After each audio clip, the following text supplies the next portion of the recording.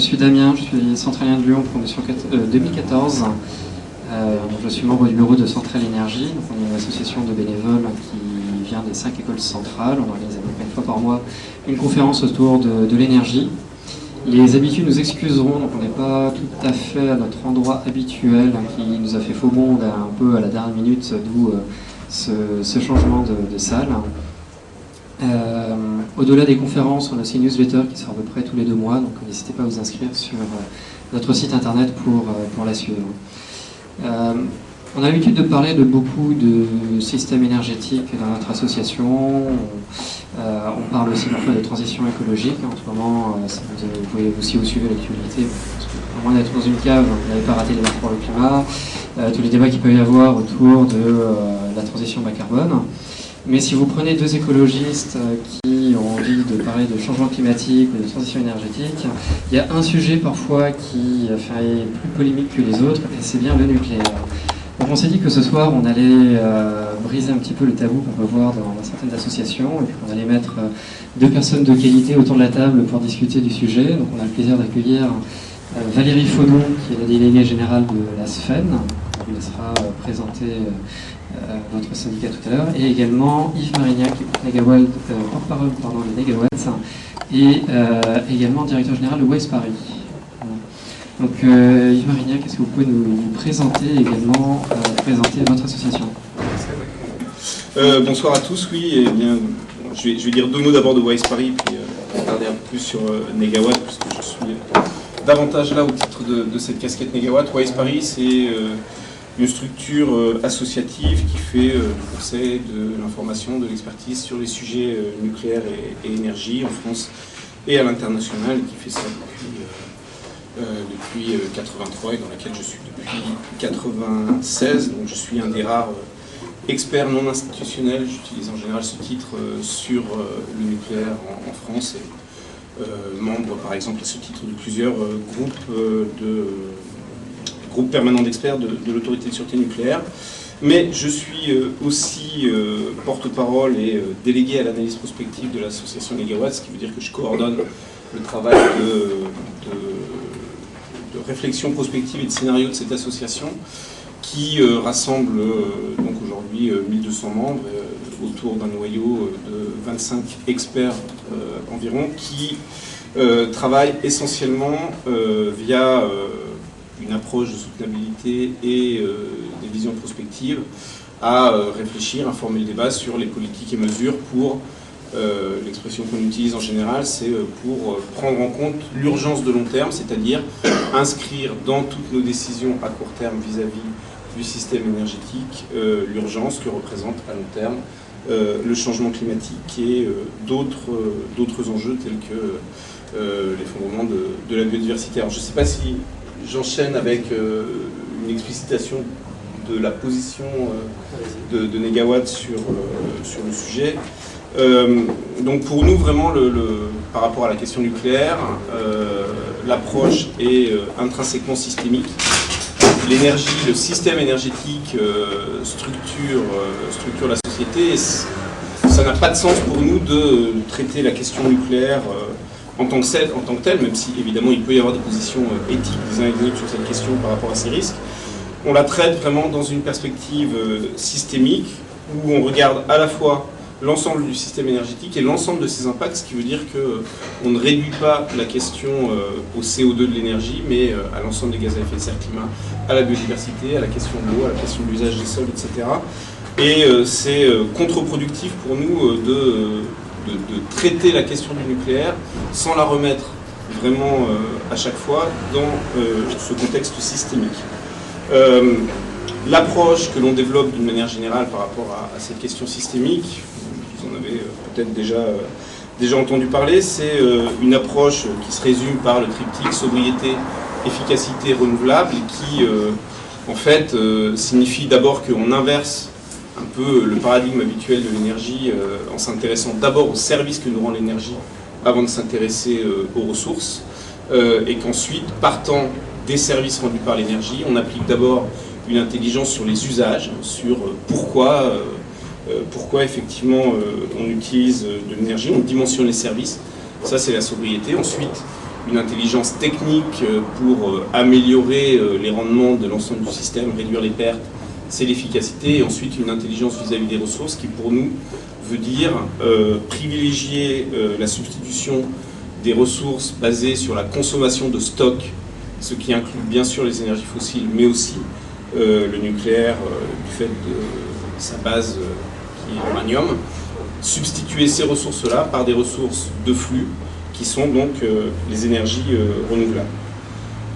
Le travail de Negawatt autour de scénarios montre que l'application de cette démarche à la situation française permet d'atteindre à l'horizon 2050 la neutralité carbone, donc une trajectoire conforme à l'engagement de la France dans l'accord de Paris, et l'association Negawatt a été la première à publier une trajectoire de ce type, avec à l'horizon 2050 100% de ressources renouvelables, et donc sans prolonger massivement la durée de vie des réacteurs actuels et sans nouveaux réacteurs. Un mot peut-être plus avant sur ce point, c'est que dans cette vision, le travail sur la maîtrise de la consommation, avec grosso modo une division par 2 de la consommation finale d'énergie à l'horizon 2050, est vraiment d'ordre 1 dans la transformation du système, la question du choix nucléaire renouvelable étant pour nous de deuxième ordre vis-à-vis de ces objectifs de soutenabilité.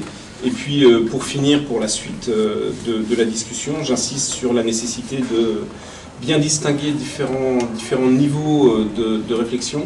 Un, distinguer la question du nucléaire existant et la question du nouveau nucléaire par rapport à un horizon 2050. Et puis deux, distinguer deux focales. La focale française, où le nucléaire prend la place que l'on connaît, 70% maintenant de notre production d'électricité, et 90% du débat sur l'énergie en général. Cette focale française et la focale mondiale, sachant qu'au niveau mondial, le nucléaire, c'est aujourd'hui, et ça n'a jamais été plus que ça historiquement, moins de 3% de la consommation finale d'énergie dans le monde.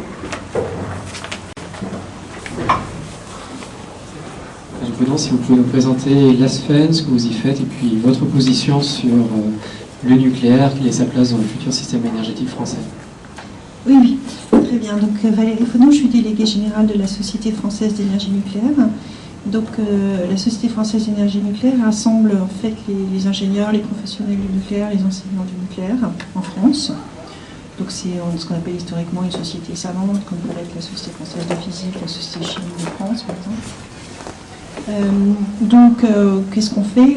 On organise d'abord des événements, on en fait 200 par an, dans des très grandes conférences internationales. On en a fait une il y a un mois, où on a accueilli 300 scientifiques de 30 pays. On fait beaucoup aussi de travaux, puisqu'on a une cinquantaine de groupes et de sections en région de culture générale nucléaire pour nos membres. On est éditeur, on a une revue académique en anglais, en fait, qui est la European Physical Journal Nucléaire. Puis on a aussi une revue professionnelle qui s'appelle la RGN. Et puis on est porte-parole pour le nucléaire, c'est-à-dire que quand il y a des questions qui se posent sur le nucléaire dans les médias, on intervient. C'est à ce titre aussi que j'interviens ce soir pour répondre aux questions. Et on a pris un peu depuis 2 ans des positions plus fortes. On essaye de développer une activité de think tank en s'appuyant sur l'expertise de nos sections. Donc on a 15 sections techniques, dont une section spécialisée économie, stratégie énergétique. Donc on a publié 5 notes techniques à l'occasion de la programmation pluriannuelle de l'énergie, le coût du nucléaire existant, le coût du nouveau nucléaire, les scénarios énergétiques, la place du nucléaire français dans les scénarios énergétiques européens, donc le système énergétique européen. On a publié sur nucléaire et climat, et on vient de publier sur la question du renouvellement du parc. Donc la plupart de mon expression de ce soir va s'appuyer sur ces travaux de notre section économie. Voilà. Alors donc j'ai 3 points importants. Alors le premier, c'est personnellement la raison pour laquelle je suis venue travailler dans le nucléaire il y a 10 ans, c'est que le nucléaire est reconnu par le GIEC comme une solution de lutte contre le réchauffement climatique avec les renouvelables et puis la capture et séquestration de carbone. Donc il est reconnu comme bas carbone avec des émissions sur le cycle de vie. On allait en reparler à 12 grammes évalué en France plutôt à 6 grammes puisqu'on enrichit avec de l'électricité bas carbone. Et dans tous les grands scénarios de décarbonation officiels, que ce soit du GIEC ou de l'Agence internationale de l'énergie, on a besoin de nucléaire pour décarboner le mix électrique et au-delà même du mix électrique. Si je prends le scénario du GIEC, peut-être on y reviendra, le rapport 1,5 degré qui est paru au mois d'octobre, il y a 4 trajectoires pour arriver à 1,5 degré et ça va d'une augmentation du nucléaire de 100% à 500%. Même chose pour un rapport qui est paru il y a 15 jours, premier plus gros rapport de l'Agence internationale de l'énergie sur le nucléaire depuis 20 ans, qui sonne la sonnette d'alarme en disant d'ailleurs que justement le nucléaire n'est pas sur sa trajectoire pour jouer le rôle qui est attendu. Deuxième point, donc, le parc, donc un commentaire sur le parc nucléaire. Donc, le parc nucléaire, c'est un atout exceptionnel, c'est notre socle d'approvisionnement. Comme Yves l'a dit, ça fait donc à peu près aujourd'hui plus de 70% de notre mix électrique. C'est aujourd'hui ce qui garantit notre socle d'approvisionnement, ce qui fait aussi qu'on est aujourd'hui le pays industrialisé du G7 le plus décarboné. Et puis qui nous permet aussi d'avoir aujourd'hui encore des prix de l'électricité les plus bas en Europe de l'Ouest. Mais vous savez que le sujet du prix de l'électricité, il n'y a pas que le coût de production dans le prix de l'électricité, donc peut-être on y reviendra aussi. Donc notre position à la SFEN, on n'est pas du tout des ayatollahs du nucléaire, on pense que le mix va se diversifier, puisqu'on voit bien qu'il y a une montée en compétitivité technique, économique des énergies renouvelables. On reconnaît le réchauffement climatique, donc évidemment on sait qu'on a besoin des renouvelables aussi pour atteindre les objectifs climatiques. En revanche, ce qu'on dit, c'est qu'il faut faire les choses en temps et en heure, parce qu'on est exposé à trop grandes incertitudes. Enfin encore, je pense qu'on y reviendra dans les années qui viennent. La première, c'est la consommation d'électricité, donc c'est un sujet passionnel. Puisqu'il y a des arguments pour l'augmentation qui sont l'électrification des usages, dont on aura besoin pour décarboner, ça, tous les grands experts le disent. Et puis de l'autre côté, il y a en effet l'efficacité énergétique. Donc c'est assez difficile de prévoir quelle sera la consommation d'électricité, donc nous on dit juste qu'il faut quand même être prêt à fait qu'elle augmente. Deuxième grand sujet, maintenant on est interconnecté, donc la question du mix français, ça n'a plus vraiment de sens en fait. On est aujourd'hui le socle d'approvisionnement français, mais aussi un socle indispensable à tous les pays voisins. On l'a vu cette année, pour la première fois, on a un joint exporté soit 25% de notre production, donc, pour soutenir les Italiens et les Espagnols. Donc on doit voir ça dans ce système dynamique. Il faut le dire quand même, globalement, la stratégie de nos voisins est très incertaine, que ce soit la Belgique, l'Allemagne, la Suisse, l'Espagne. Donc même s'ils ne le disent pas, on pense tous qu'ils comptent sur nous pour leur sécurité d'approvisionnement électrique. Et d'ailleurs, on les aide à se décarboner. Parce que le jour où on a exporté en Italie et en Espagne, on était en alternative à des moyens gaz qui ne sont pas allumés ce jour-là. Troisième grande incertitude, les capacités des renouvelables à monter en puissance, ils ont les mêmes problèmes que beaucoup de nous en termes d'activité, ce qu'on appelle l'acceptabilité, c'est un nom que je déteste, mais en termes de dialogue avec le public, capacité à déployer en temps et en heure, dans évidemment les différents recours, etc. Donc est-ce qu'ils seront au rendez-vous en temps et en heure, c'est une grosse incertitude aussi. Donc une position sur tous les débats publics, ça a été de prendre une position prudente. Je rappelle que je ne l'ai pas dit, le nucléaire français aujourd'hui produit à 33 € du mégawattheure et ça inclut le grand carénage. Et donc sincèrement, en termes de moyens pilotables 24 heures sur 24 et décarbonés, on ne fait pas mieux. Et vous le voyez avec les discussions sur la REM, tous les concurrents se jettent dessus et en veulent plus. Donc on est passé en un an d'un parc nucléaire qui mettait EDF en faillite à, on appelle ça maintenant, la rente nucléaire, tout le monde se jette sur le nucléaire. Dernier point, et je pense que ça va nous occuper un peu aussi, le nouveau nucléaire en effet. Donc quand on regarde les scénarios, Commission européenne, Agence internationale de l'énergie, il y aura besoin d'un socle du nucléaire partout dans le monde en 2050 pour atteindre les objectifs. Donc il est évalué par la Commission européenne de l'ordre de 110 gigawatts en Europe, dont à peu près donc, 40 en France. Au passage, la France est le grand pays d'Europe qui est capable de construire aujourd'hui centrales nucléaires, donc pas suffisamment bien, donc on en parlera aussi. Mais donc c'est la France qui assure aujourd'hui la souveraineté énergétique de l'Europe, sur la capacité à maîtriser la technologie et à construire des centrales. Donc c'est quand même assez important, parce que vous savez qu'aujourd'hui, ceux qui construisent vite et bien dans le monde, c'est les Chinois et les Russes. Donc le niveau nucléaire, ça veut dire 40 gigawatts en France en 2050, qu'il faut construire 20 gigawatts entre 2030 et 2050, c'est demain. D'où le fait qu'il faut faire une instruction aujourd'hui pour faire un programme industriel. On a été capable de construire vite et bien et pas cher dans les années 80. Donc on sera certainement plus capable aujourd'hui de faire exactement la même chose, mais on est tout à fait capable aujourd'hui de mener un programme industriel pour construire entre 20 gigawatts entre les années 30 et les années 50, à condition qu'on bâtisse ce programme industriel, qu'on fasse les cadencements, qu'on donne une visibilité aux industriels, qu'on leur permette d'innover et qu'on mette en place les plans de financement adéquats. Mais ça, je pourrais développer un petit peu plus tard. Voilà, merci beaucoup pour votre présentation. Vous avez effectivement parlé un petit peu plus que Yves Marignac. Voilà, respect du temps de parole oblige, on se rattrapera un petit peu plus tard. Je crois que tous les deux vous avez mentionné le changement climatique, donc si on veut limiter le changement climatique, aussi selon le rapport du GIEC, on aura besoin de sortir des énergies bas carbone, carbonées, donc ça implique d'arrêter tout ce qui est pétrole, gaz, charbon. Et là, vous avez face à vous un public composé principalement d'ingénieurs, même si je reconnais quelques intrus. Et une question qu'on va se poser, c'est la faisabilité. Donc, dans un système électrique, parce que c'est de ça qu'on parle, puisqu'on assure entre autres le nucléaire, on a besoin d'équilibrer à tout instant l'offre et la demande. Donc, on a besoin vous avez mentionné l'évolution de la demande. Il faut donc, on comprend que vous prévoyez potentiellement une augmentation de la demande, et vous, Yves Marignac, qu'on va pouvoir la maîtriser. Mais alors, dans un système où on se sépare des centrales thermiques à flamme, donc il ne resterait que, soit dans un cas, les barrages hydrauliques, les centrales nucléaires et d'autres énergies renouvelables, ou alors, dans un autre cas, on enlève tout ce qui est centrales thermiques à flamme qui fonctionnent aux énergies fossiles.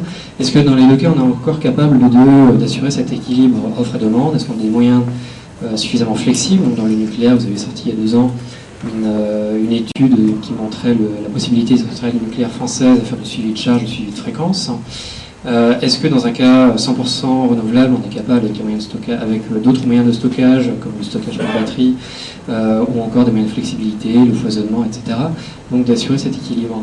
Voilà, il faut donc, quelle est votre opinion? Donc nous, en fait, on s'appuie un petit peu sur ce qu'on a vu comme étude. Donc, pour nous, la réponse est non. On a besoin de maintenir un socle de pilotable. Donc, il y a eu une méta-analyse en fait de 9000 études qui ont été faites, donc 80% depuis 2010, puisqu'il y a énormément de publications qui sont faites dans ce domaine.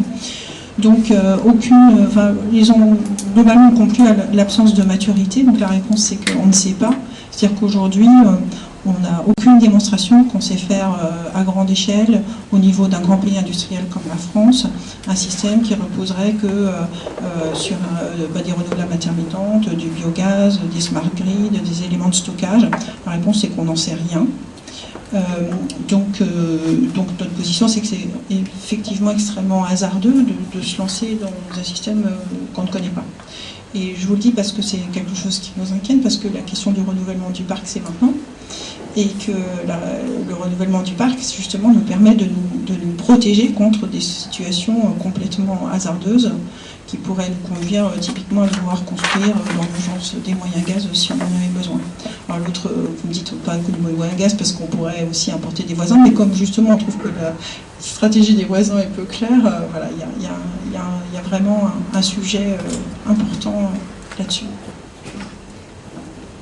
Peut-être un mot sur la flexibilité des centrales nucléaires, c'est-à-dire est-ce que vous pensez que dans un système où on a enlevé les centrales à gaz françaises, est-ce qu'on est capable de les remplacer par du biogaz, ou alors est-ce qu'il faudra faire autrement avec les centrales nucléaires? Alors, les centrales nucléaires françaises, donc vous savez qu'elles font du suivi de charge aujourd'hui, donc elles ont été conçues pour faire du suivi de charge la nuit, en fait, pour s'adapter à la baisse de la demande la nuit.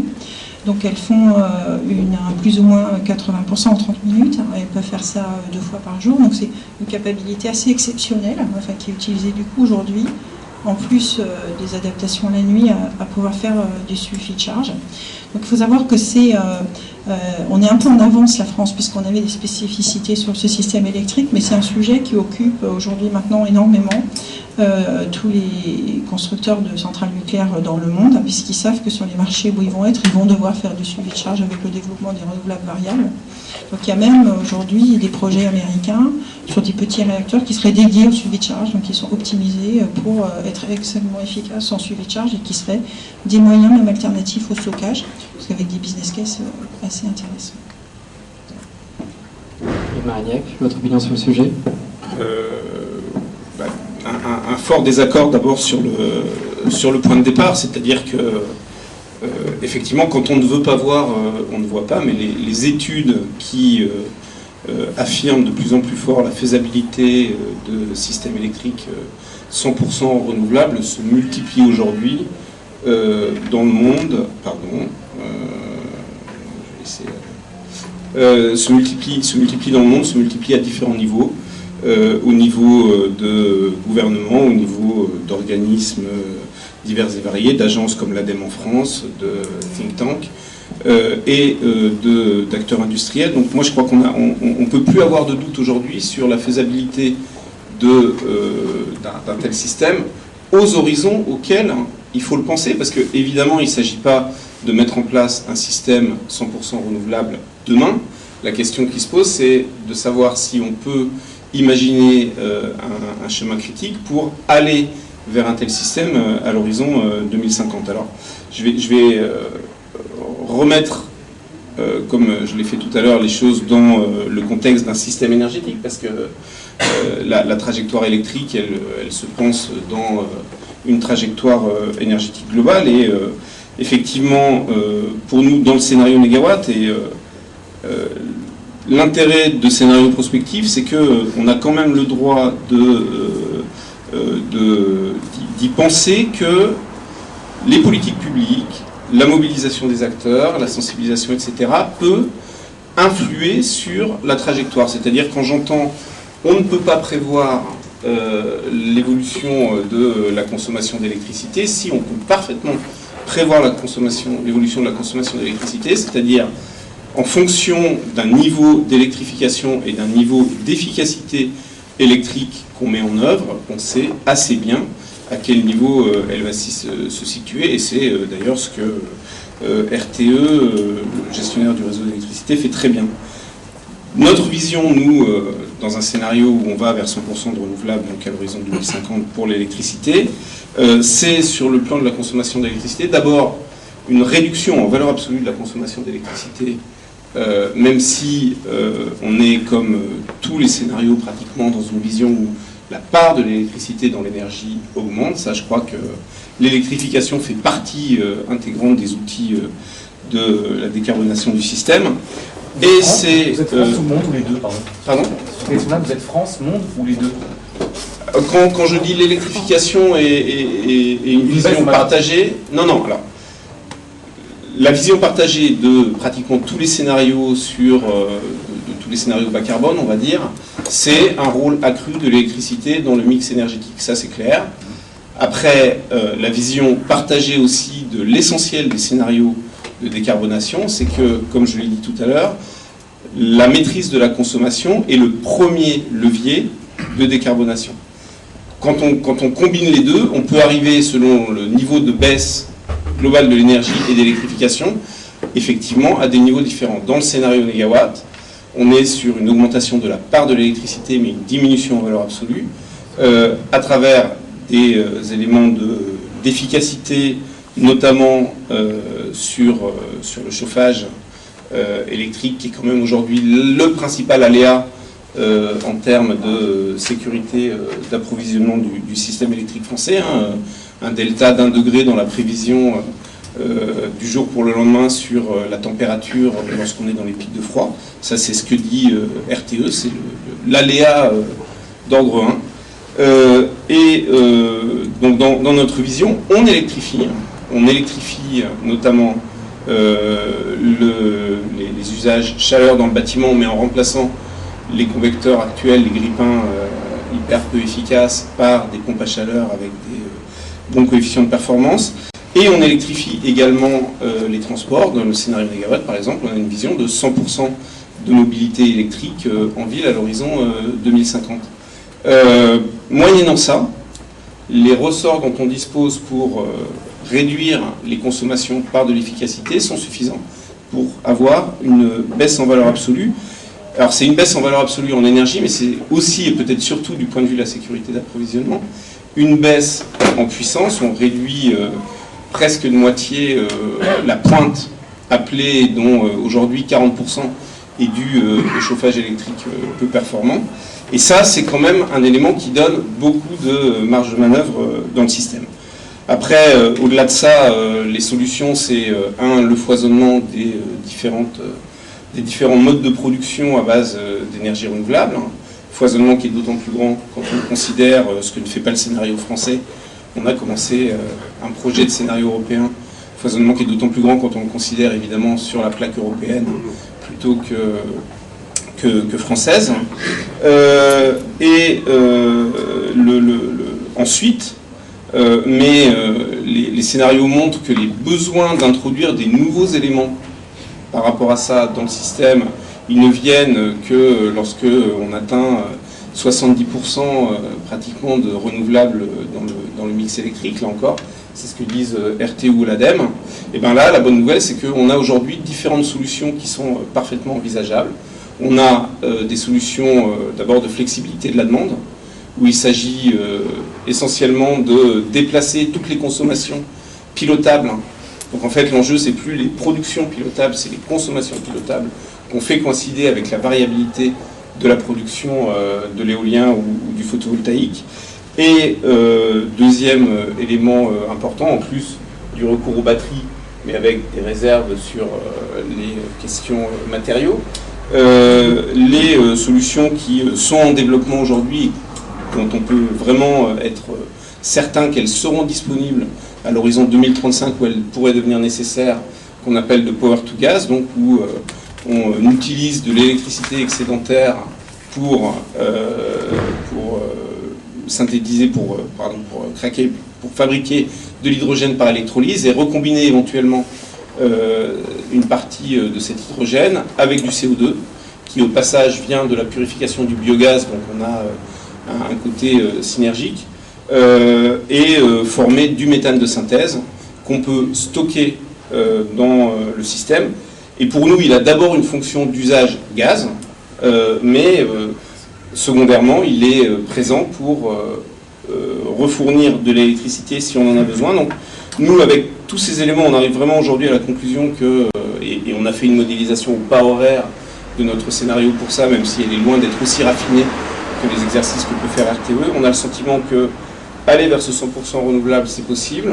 On a été pionnier, mais on est conforté aujourd'hui par une multitude d'études.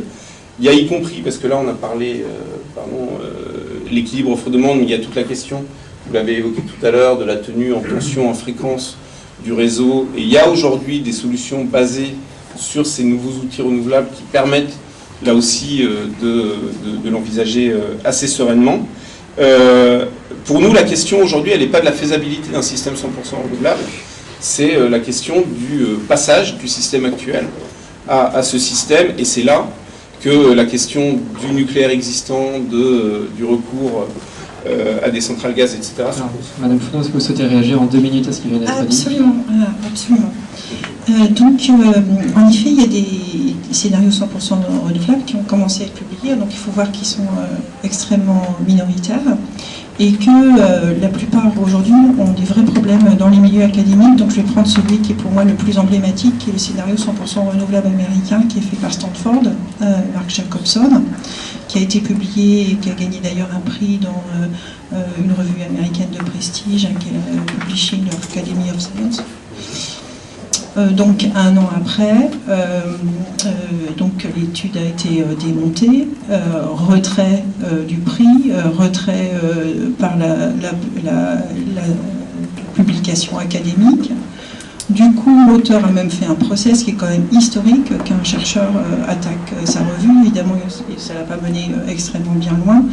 Et donc, globalement, quand on regarde, puisqu'il n'y a qu'une méta-analyse à peu près une vingtaine, voire une quarantaine de ces scénarios, en général, il y a 2 problèmes. Donc le premier problème, ce sont des hypothèses trop agressives sur la réduction de la demande. Donc il y en a qui correspondent à des trends sociétaux qu'on peut voir, par exemple la réduction de viande en France, et puis il y en a qui correspondent, qui tordent vraiment le bras, voire vont contre des phénomènes de consommation sociétale. Donc ça pose des grandes incertitudes pour savoir est-ce que ça va se passer, est-ce que c'est probable ou c'est pas probable. Puis le deuxième grand sujet, c'est justement la capacité pilotable. En l'occurrence, c'est là-dessus que Mark Jacobson s'est fait épingler, parce qu'il avait fait croître l'hydro aux États-Unis de manière inconsidérée. Voilà, en général, c'est les deux problèmes qui sont posés par ce type d'études. Alors, d'une manière générale, je vais faire deux remarques. La première, c'est l'humilité. Il faut savoir que le marché de l'énergie, c'est un truc sur lequel on a fait des grosses erreurs de prospective. On n'avait pas vu venir le choc pétrolier. Vous savez que juste avant le choc pétrolier, la France avait prévu de construire 30 gigawatts de thermique et puis a fait marche arrière et est partie sur le nucléaire. Qu'on n'avait pas vu, un gros problème. On n'a pas vu venir non plus le gaz de schiste américain. Voilà. Donc ce sont des marchés sur lesquels il y a des très gros chocs. Et dans l'état des orientations qu'on prend en Europe, qui sont vraiment une très forte dépendance au gaz, puisqu'il est vraisemblable, on sait que déjà que la Belgique va passer du nucléaire au gaz, avec des subventions d'ailleurs publiques. On sait bien sûr que la stratégie allemande, ça sera de passer du charbon au gaz. Typiquement, on se met dans des situations stratégiques et géostratégiques compliquées. Donc c'est vraiment extrêmement difficile de faire de la prospective sur le marché de l'énergie. Donc il faut garder une grande humilité, puis garder énormément de manœuvrabilité. Et c'est ce que nous donne le parc. Un autre point que je voulais dire, c'est que c'est vraiment très important les scénarios, parce que ça nous permet de comprendre les liens entre les différents vecteurs, les relations évidemment. C'est vraiment très important, on en fait beaucoup, nous aussi, on en commande, on regarde tous les scénarios qui sont publiés. Mais de là à penser qu'un scénario c'est la réalité, je pense que c'est là qu'il faut pas le faire. Il faut rester très humble. La réalité c'est différent des scénarios, la réalité c'est pas dans les livres. Donc il faut rester extrêmement humble là-dessus. Il y a eu hier une réunion très intéressante qui était menée par le Shift, donc moi j'ai pas pu y aller, mais il y avait quelqu'un d'association qui y est allé, parce que justement actuellement tout le monde est paumé dans les scénarios, parce que chacun y vote ce scénario, et déjà dans mon scénario il dit ça, le mien il dit ça. Et donc c'est un travail qui va être très intéressant, je crois que c'est attendu pour la fin de l'année, de transparence de tous les auteurs de scénarios pour dire voilà, quelles sont mes hypothèses, qu'est-ce que je prends, comment je regarde ceci, comment je regarde cela, et qui va nous permettre justement de bien comprendre les différences entre les différents scénarios et pourquoi il y en a qui donnent ceci, il y en a qui donnent cela. Voilà. Donc ça va être un progrès extrêmement important, donc ça c'est ce que je voulais faire comme commentaire sur les si vous scénarios.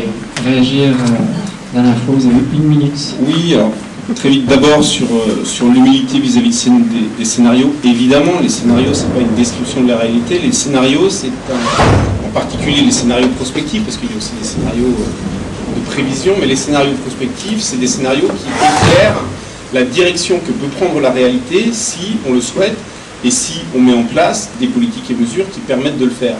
Et pardon, mais vis-à-vis des chocs qui peuvent se produire sur les marchés du type gaz de schiste, on a précisément besoin de scénarios qui nous disent comment anticiper et réguler les marchés pour éviter que ce genre de phénomène se produise, parce que les gaz de schiste, c'est pas quelque chose de compatible avec nos objectifs climatiques, clairement.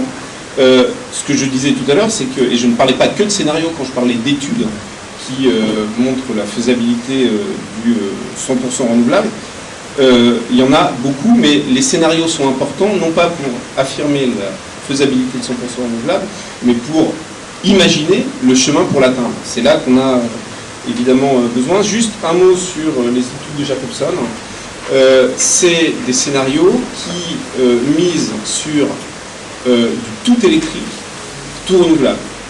Et c'est ça leur point principal de faiblesse. Et nous, on est à la fois intéressé par le fait qu'aujourd'hui il y ait un foisonnement justement d'options, de visions différentes qui émergent pour affirmer la possibilité de 100% renouvelable, mais on est très critique vis-à-vis de scénarios de ce type qui sont tout électriques, parce que ça pose de notre point de vue vis-à-vis de différentes questions de réseau, de gestion de matériaux, le cuivre par exemple, beaucoup plus de problèmes que des scénarios qui restent équilibrés entre un recours au renouvelable pour l'électricité et à la biomasse pour des usages qui continuent à passer par la combustion, et qui s'appuie beaucoup plus que les scénarios de Jacobson sur une maîtrise de la consommation. J'ai vu quelques mains se lever, on gardera les questions pour la fin. Comme ça, on pourra avancer et laisser nos deux intervenants s'exprimer. Voilà, donc on n'a pas encore, on a parlé de faisabilité technique, mais on n'a pas encore parlé d'argent. Puisque bon, je pense que votre facture d'électricité, comme pour beaucoup, c'est un sujet. Alors, que pensez du coup de vos deux visions? Donc, vous avez parlé, Madame Founon, du nouveau nucléaire, mais alors, en ce moment, on voit les coûts de Flamanville qui explosent. Tout à l'heure, on a parlé aussi de la possibilité de faire du suivi de charge avec les centrales nucléaires. Alors là, ça implique de s'en servir moins, donc de vendre moins d'électricité, donc une perte de rentabilité pour les centrales nucléaires. Et puis pour les scénarios 100% renouvelables, donc évidemment, on entend toujours les mêmes arguments. Ce sont des énergies qui sont variables, qui varient en production variée dans le temps, et surtout qui sont fatales. C'est qu'on subit la production. Donc, vous avez parlé du foisonnement, ça veut dire plusieurs moyens de production, mais également un surdimensionnement du réseau, plus de moyens de transport, enfin de stockage, et également un renforcement des réseaux électriques. Donc, comment est-ce que vous évaluez le coût de vos deux visions? Je vous laisse commencer, Yves Marignac. Ouais. Alors d'abord, je n'ai pas parlé de surdimensionnement du réseau, puisque au contraire, j'ai insisté sur l'impact d'un programme de rénovation thermique des bâtiments sur les besoins en puissance, et donc fatalement sur le dimensionnement du réseau, qui est aujourd'hui, en quelque sorte, en France, surdimensionné d'au moins 30% par rapport au même système où on n'aurait pas les convecteurs électriques pour se chauffer. Sur les coûts, là encore, un passage quand même par les coûts globaux. Là, et ça, c'est des exercices qu'on a pu faire sur la base du scénario négawatt, en regardant en mode un peu bottom-up des coûts agrégés, puis en le faisant aussi tourner. On a eu cette chance dans des modèles macroéconomiques, mais c'est convergent avec toutes les évaluations de scénarios de transition énergétique ambitieuse allant vers le bas carbone. C'est des scénarios qui, globalement, demande un peu plus d'investissement dans une période initiale, mais représente une vraie opportunité pour l'économie française, des économies par dizaines de milliards à moyen et long terme, et beaucoup de création d'emplois. Sur le système électrique lui-même, le premier point, donc, c'est que effectivement, ce meilleur dimensionnement de la consommation apporte en soi des économies, qu'ensuite aujourd'hui, la tendance sur les nouveaux moyens de production et leur coût, elle est quand même extrêmement claire. C'est pas pour rien qu'au niveau mondial, il y a depuis au moins une dizaine d'années environ 15 fois plus d'investissement dans les énergies renouvelables électriques que dans le nucléaire. C'est parce que la compétitivité aujourd'hui, elle est de ce côté.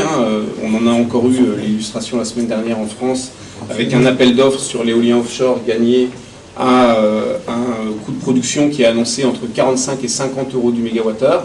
Quand on compare ça avec le coût attendu sur l'EPR, en imaginant qu'il ne souffre pas de délai de retard trop important supplémentaire lié au problème actuel des soudures, et en imaginant qu'ensuite il fonctionne en base, on est à un coût qui est de l'ordre de 100 euros du mégawattheure. Donc même en imaginant que le nouveau nucléaire demain saura gagner 30%, il reste sans contestation non compétitif par rapport aux renouvelables. Il y a la question du nucléaire actuel, et là je ne peux que contester le chiffre de 33 euros du mégawattheure qui a été donné tout à l'heure pour le fonctionnement du nucléaire actuel. Ça, c'est un chiffre qui est donné par EDF, qu'ils appellent, je ne sais plus, alors, la Sven appelle ça coût cash, EDF a une expression un peu plus techno, mais l'idée c'est que il donne une fourchette de 32 à 35 très exactement. J'ai fait un débat avec eux dans le cadre du débat public sur la PPE où ils ont donné ces chiffres. Mais le point, c'est que c'est un coût qui ne prend pas en compte la rémunération du capital. Autrement dit, c'est un coût où vous êtes content de produire moins cher que tout le monde, et puis quand vous arrêtez le parc, vous n'avez plus rien, et vous n'avez pas les moyens de réinvestir dans d'autres choses. C'est pas exactement de la bonne gestion économique. le coût il est plutôt au-delà de 40 euros et il est appelé à augmenter à travers l'investissement dans le grand carénage qui n'a pratiquement pas commencé encore par rapport à ce qu'il va falloir consentir, qui est très incertain dans son montant, et on pourra le détailler si on en discute, je ne rentre pas ici dans le détail. Et il y a un vrai sujet aujourd'hui qui est de savoir si le nucléaire prolongé, à ses coûts de production augmentés, pourra effectivement se rémunérer sur le marché, compte tenu de l'évolution du marché de l'électricité européen, c'est pas sûr du tout. Et pour nous, l'investissement dans cette prolongation, ça détourne en fait de manière peu efficace de l'investissement qui peut être mis plus vite dans le développement des renouvelables. Et puis dernier point, le power to gas qui est un élément important pour nous dans cet équilibre, donc le passage par l'hydrogène avec de l'électricité excédentaire et du gaz. Les valeurs cibles de production de gaz par ce moyen se situent, alors il y a une fourchette assez large compte tenu des différentes technologies possibles, entre 50 et 120 euros du mégawattheure, ce qui est à peu près un niveau comparable à celui qu'on envisage pour la production de biogaz. Et c'est un coût qui, de notre point de vue, est parfaitement absorbable dans une vision là encore systémique où la première fonction de ce power to gas, ça n'est pas de faire du power to gas to power, donc de refaire de l'électricité, mais de fournir du gaz dont on a besoin dans l'industrie et dans la mobilité. Globalement, le chiffrage de l'impact de cette transition sur le secteur électrique, c'est de passer d'un niveau qui est aujourd'hui de 35-40 milliards de coûts annuels à 40-45 milliards sur la durée. Mais il faut bien voir qu'un autre chemin, notamment maintenant du nucléaire, mais allant aussi vers la décarbonation, serait au moins tout aussi coûteux. Au moins quoi? J'ai pas entendu. Au moins quoi? Au moins tout aussi coûteux, pardon. Ah. Alors, donc comparer du variable avec du pilotable, enfin ça n'a aucun sens, ça c'est vraiment comparer des pommes et des pois, parce qu'on ne peut évidemment pas comparer des moyens qui ne rendent pas les mêmes services. Donc globalement, il faut ajouter au coût des renouvelables variables, ce qu'on appelle aujourd'hui l'écosystème.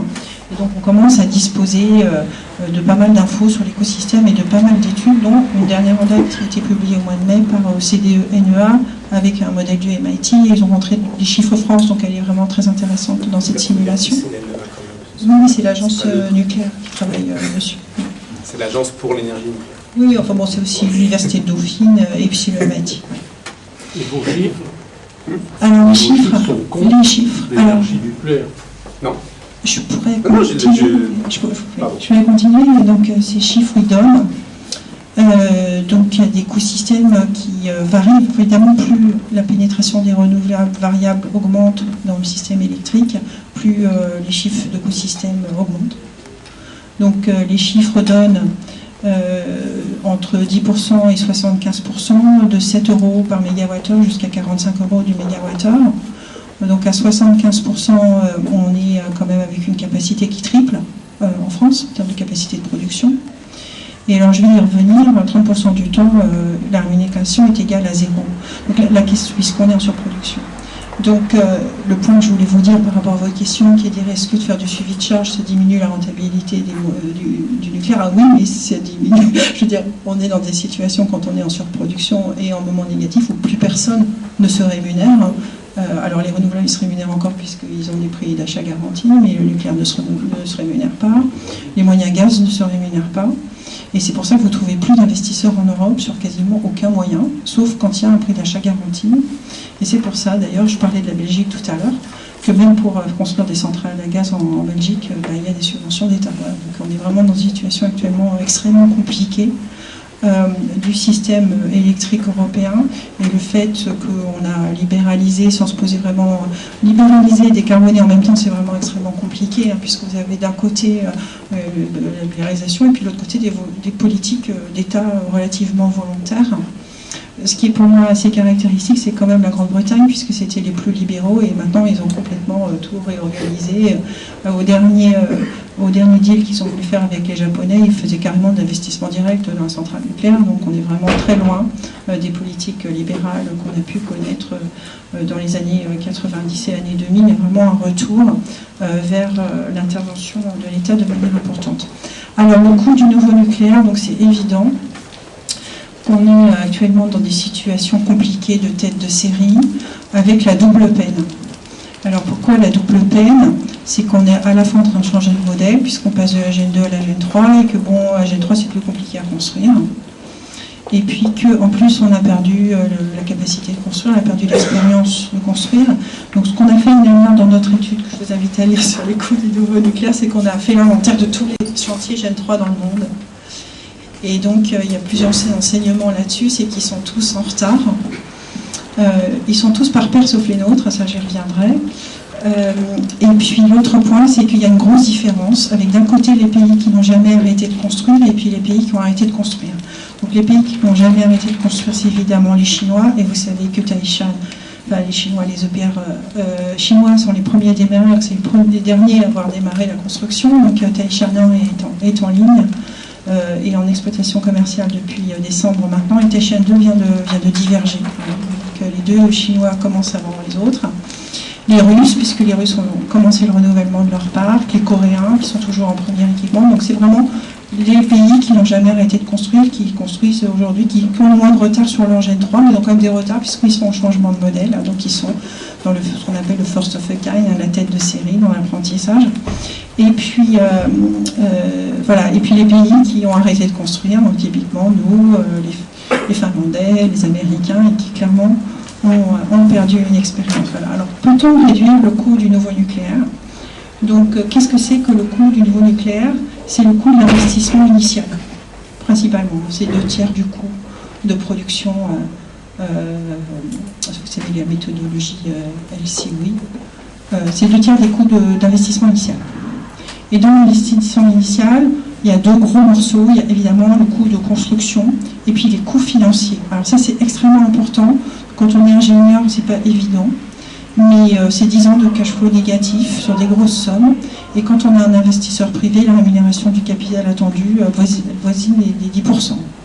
Hinkley Point est financé à entre 9 et 10%. Donc ce sont des frais financiers extrêmement importants sur les 10 premières années avec des intérêts intérimaires. Après, c'est très compliqué. Donc les moyens dont on dispose pour travailler les deux axes. Donc c'est le premier. Les coûts de construction, c'est vraiment l'effet de série. C'est l'effet de série qui vous donne les coûts de construction. Donc je parlais des paires.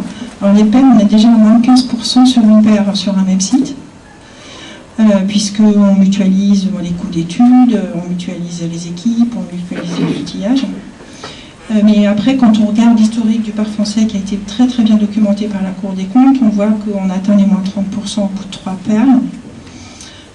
Avec des effets dès la première paire, et c'est tout un travail de vrai programme industriel, c'est-à-dire cadencer, organiser le schéma industriel, le rapport entre le donneur d'ordre et les fournisseurs. Voilà. Donc c'est tout un programme industriel à construire pour pouvoir bénéficier de ces effets de série. Vous avez aussi des effets d'innovation, la simplification, le PR qui est en cours pour le rendre plus facile à construire. L'arrivée du numérique dans le nucléaire, qui est en train de faire sa révolution numérique, après est en retard par rapport à l'aéronautique, mais ça y est, c'est en train d'arriver.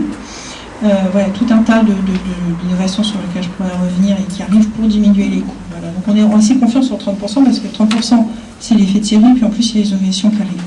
Le deuxième grand effet, c'est le financement. Donc sur Hinkley Point, il y a eu un travail de la Cour des comptes anglaise qui a revu, en fait, qui a fait une sorte de post-mortem, donc en juillet 2017, de l'investissement d'Hinkley, et qui a dit que globalement, il y avait une énorme sensibilité du prix final par rapport aux frais financiers. Pour tout vous dire, enfin pour vous donner une idée, 1% de rémunération du capital, c'est 1 milliard sur une centrale nucléaire. Donc c'est une extrême sensibilité. Vous diminuez le prix, le coût de production d'un tiers quand vous passez d'une rémunération du capital de 9% à 6%. Donc tout ça, ça conclut, et c'est la conclusion des Anglais, il faut un meilleur partage des risques entre public et privé. On ne peut pas confier comme ça à des investisseurs privés des infrastructures qui en plus vont durer 60, 80 ans. Voilà. Donc d'où le travail qui doit être fait par l'équipe qui est actuellement en train d'instruire le renouvellement du parc pour pouvoir trouver à la fois bon schéma industriel, mais aussi bon schéma financier pour réduire le coût du parc. Donc nous, on est assez confiant qu'on peut arriver dans les 60-70. Pour vous donner une info, Taishan actuellement vend son électricité à moins de 60 € en Chine. Donc il n'y a pas de fatalité, il y a la nécessité de pouvoir mettre en place un vrai programme industriel qui est nécessaire pour garantir ce socle stratégique, et je dirais de services publics et pour garantir notre socle d'approvisionnement électrique. Merci. Est-ce que vous souhaitez réagir en une petite minute? Oui. Alors, d'abord, l'historique du parc français, c'est quand même, et il y a une très bonne étude de l'IASA qui l'a documenté sur la base. Qu'est-ce que c'est? L'IASA, alors c'est un institut autrichien qui travaille notamment pour le GIEC, mais dont je ne sais plus. C'est Institute quelque chose, Applied Science. Donc j'ai 3 lettres sur on a retenu parce que c'est IASA, mais qui a travaillé notamment à l'époque sur la base de données que nous avait fournies EDF en 2000, époque où j'ai contribué à un rapport pour le Premier ministre sur l'évaluation du bilan matière et économique du parc actuel, et qui montrait qu'en fait il y a globalement une courbe d'apprentissage négative du nucléaire français, c'est-à-dire que chaque kilowatt installé coûte plus cher que le précédent, et le récit a toujours été qu'on allait faire des économies d'échelle, qu'on allait faire des gains, etc. Et la réalité a toujours été différente. Mais encore une fois, même en faisant crédit au nouveau nucléaire de pouvoir réduire fortement les coûts par rapport à l'EPR de Flamanville, et de toute façon, un accident industriel comme l'EPR de Flamanville ne peut pas être renouvelé en aucune façon par quelque entreprise que ce soit.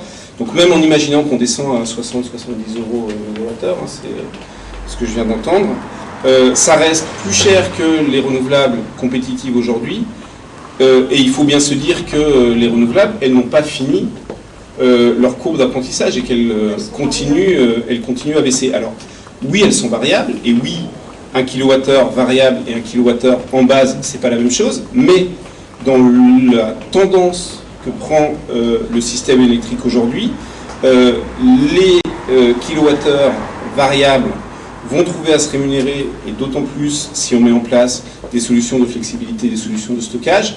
Les kilowattheures en base vont avoir de plus en plus de mal à se rémunérer parce que le marché ne va pas leur offrir, sauf à le réguler très fortement, un débouché pour produire en base. Et le coût de production d'un réacteur nucléaire, parce que l'investissement, parce que le coût de construction pèse extrêmement lourd dans le coût au kilowattheure, ça veut bien dire que pour rentabiliser cet investissement très lourd dans la durée, il faut pouvoir faire tourner beaucoup le réacteur. Donc le coût de production se dégrade très vite dès lors qu'on fait du suivi de charge.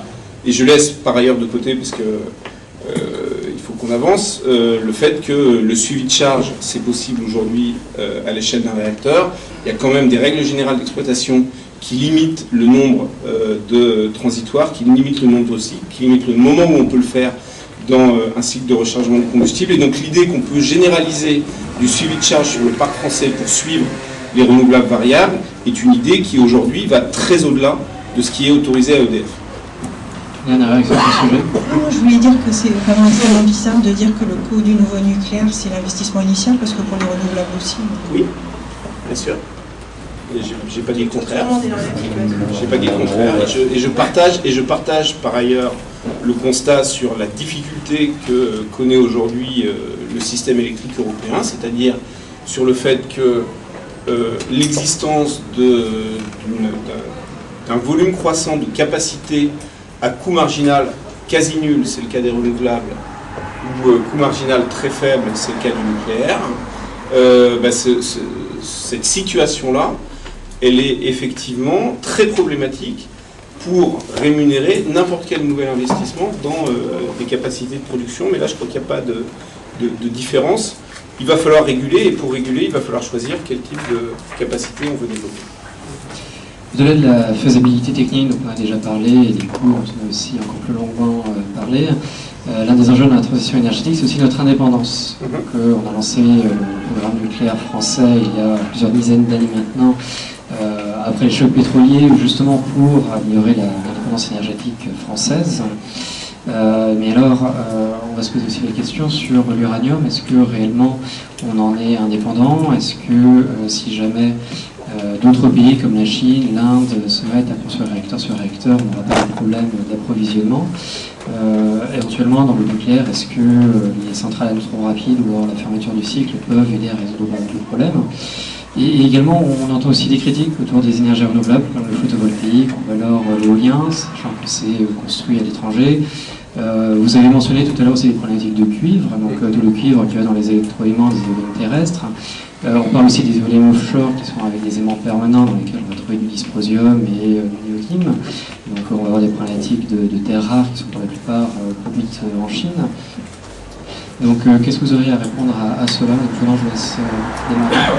Le bilan du nucléaire, donc, il est assez simple. Donc en effet, on utilise de l'uranium. L'uranium, d'après l'AIEA, enfin le fameux Red Book, qui a à peu près pour 100 ans de réserve, sachant qu'il y en a aussi plein dans la mer, donc tout dépend de combien on est prêt à payer pour aller chercher, mais il n'y en a pas beaucoup. Donc pour les réserves françaises, donc, les réserves d'uranium aujourd'hui c'est 30 ans de réserve en fait dans le monde, avec donc 3 sources d'approvisionnement aujourd'hui qui sont le Canada, le Niger, le Kazakhstan et puis l'ouverture bientôt de la Mongolie. Et les plus grosses réserves mondiales en fait c'est l'Australie. C'est l'Australie le plus grande réserve mondiale. On est à 40% de réserves OCDE, donc on est sur des pays qui sont, on parle beaucoup du Niger évidemment parce que on en parle beaucoup en France, mais globalement les réserves aujourd'hui elles sont en pays OCDE et donc dans des pays, vous le dites, comme l'Australie ou le Canada qui sont relativement peu exposés aux risques géopolitiques. Alors un des trucs qu'on connaît moins, c'est qu'on a 2 ans de réserve en France d'uranium, donc on a 2 ans d'exploitation de nos centrales, même plus si on pouvait réenrichir l'uranium appauvri. Donc on est assez sécurisé. Pour vous donner une idée, vous êtes des spécialistes du gaz aujourd'hui, ce qu'on dit c'est que sur le gaz on a 3 mois de réserve stratégique en France, tout simplement c'est facile d'avoir des réserves de stratégique d'uranium parce que l'uranium ça prend très peu de place et c'est d'une extrême densité. Voilà. Donc voilà un petit peu pour la question de l'uranium, c'est qu'on recycle, je sais qu'il ne va pas être d'accord avec ça, mais on recycle l'uranium en France. On recycle les combustibles usés et donc 10% de notre électricité aujourd'hui est produite avec de la matière recyclée. Voilà, que vous sachiez, on est le pays du monde qui est un peu le leader technologique sur le recyclage des combustibles usés. Voilà pour la partie indépendance. Ça représente des imports entre 500 millions et 1 milliard d'euros par an, qu'il faut comparer, parce que moi c'est la bonne comparaison avec les imports fossiles qui oscillent entre 40 et 50 milliards. Mais on n'est pas du tout sur le même type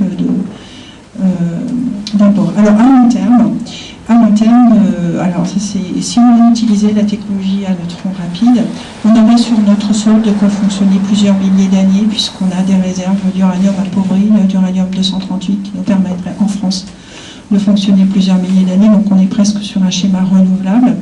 Donc ce programme il a été un peu repoussé dans le temps, aujourd'hui en termes de démonstrateurs, par le gouvernement, avec l'idée que globalement il n'y avait pas d'urgence, parce qu'il n'y avait pas actuellement de tension pour notre approvisionnement, donc voilà, ça a été repoussé un petit peu plus tard. Puis au-delà donc, des réacteurs à neutrons rapides, il y a la fusion nucléaire, vous savez, mais que nous, on n'attend pas avant 2100, voilà à peu près, comment on voit les choses.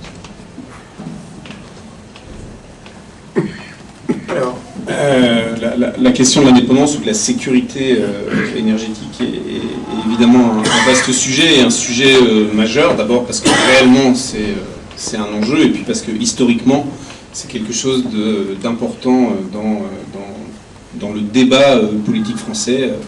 Valérie l'a pas rappelé, mais le chiffre qui est généralement donné, c'est que grâce au nucléaire, on a acquis environ 50% d'indépendance énergétique et ce chiffre-là qui a vraiment été répété et martelé, il appelle réellement à être mis en question et en perspective.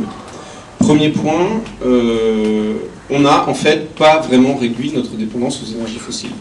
Pourquoi? Parce qu'on a essentiellement besoin de pétrole dans les transports et que notre demande en transport est là, par rapport à l'époque des chocs pétroliers, complètement explosé. On y a ajouté une demande en gaz fossile qui est également entièrement importée. Et donc, Valérie a rappelé les chiffres, 40-50 milliards, c'est monté jusqu'à 60 milliards et un peu plus de dépenses annuelles pour importer ces énergies fossiles. Et le volume d'énergie fossile importée aujourd'hui, il est plus important, en fait, nettement plus qu'avant le choc pétrolier. On est globalement à 70% de dépendance aux énergies fossiles, toujours ramené à notre énergie finale en France, contre plus de 80% au niveau mondial. Donc c'est mieux, mais ça n'est évidemment pas suffisant et pas vertueux, et évidemment pas vertueux vis-à-vis du changement climatique. Quand je parlais du chiffre de 50% et de la nécessité de le mettre en perspective, c'est parce qu'il est calculé avec une convention, qui est une convention où on regarde le bilan en énergie primaire, c'est-à-dire qu'on compte comme une énergie qu'on a produite et qu'on a consommé les 2/3 de chaleur dissipée dans l'environnement par nos 58 réacteurs nucléaires. Et il est compté avec une convention qui considère que l'uranium importé est une matière minérale, et effectivement dans les comptes de la nation, c'est au chapitre matière minérale et pas au chapitre matière énergétique. Ça ne devient une production d'énergie que quand on le met et qu'on l'utilise en réacteur. Avec cette convention-là, on est passé de 25% d'indépendance énergétique en 1973 à 50% aujourd'hui. Si on change la convention et qu'on regarde les choses en énergie finale, donc l'énergie mesurée au niveau de nous, consommateurs, en ne comptant pas les pertes du système, notamment celle des réacteurs, et qu'on compte l'uranium, et donc la production d'uranium qui est intégralement importée aujourd'hui, la production d'électricité nucléaire comme une énergie importée, l'image change complètement, puisque dans ce cas-là, on est passé de 30% en 1973 à 15% aujourd'hui. Je ne suis pas en train de vous dire qu'il y a une convention qui est juste et l'autre qui est fausse, c'est juste deux représentations différentes et là même complètement divergentes de la réalité. À mon sens, la deuxième, où on prend en compte le fait que l'uranium est importé et où on regarde les choses au niveau de la consommation finale, est plus réaliste, mais on peut en discuter. Mais derrière ça, je pense que le point important, c'est de dire que simplement ce qu'on a fait avec le nucléaire, c'est qu'on a déplacé une petite partie de notre dépendance géopolitique à des énergies fossiles importées vers une dépendance à de l'uranium importé.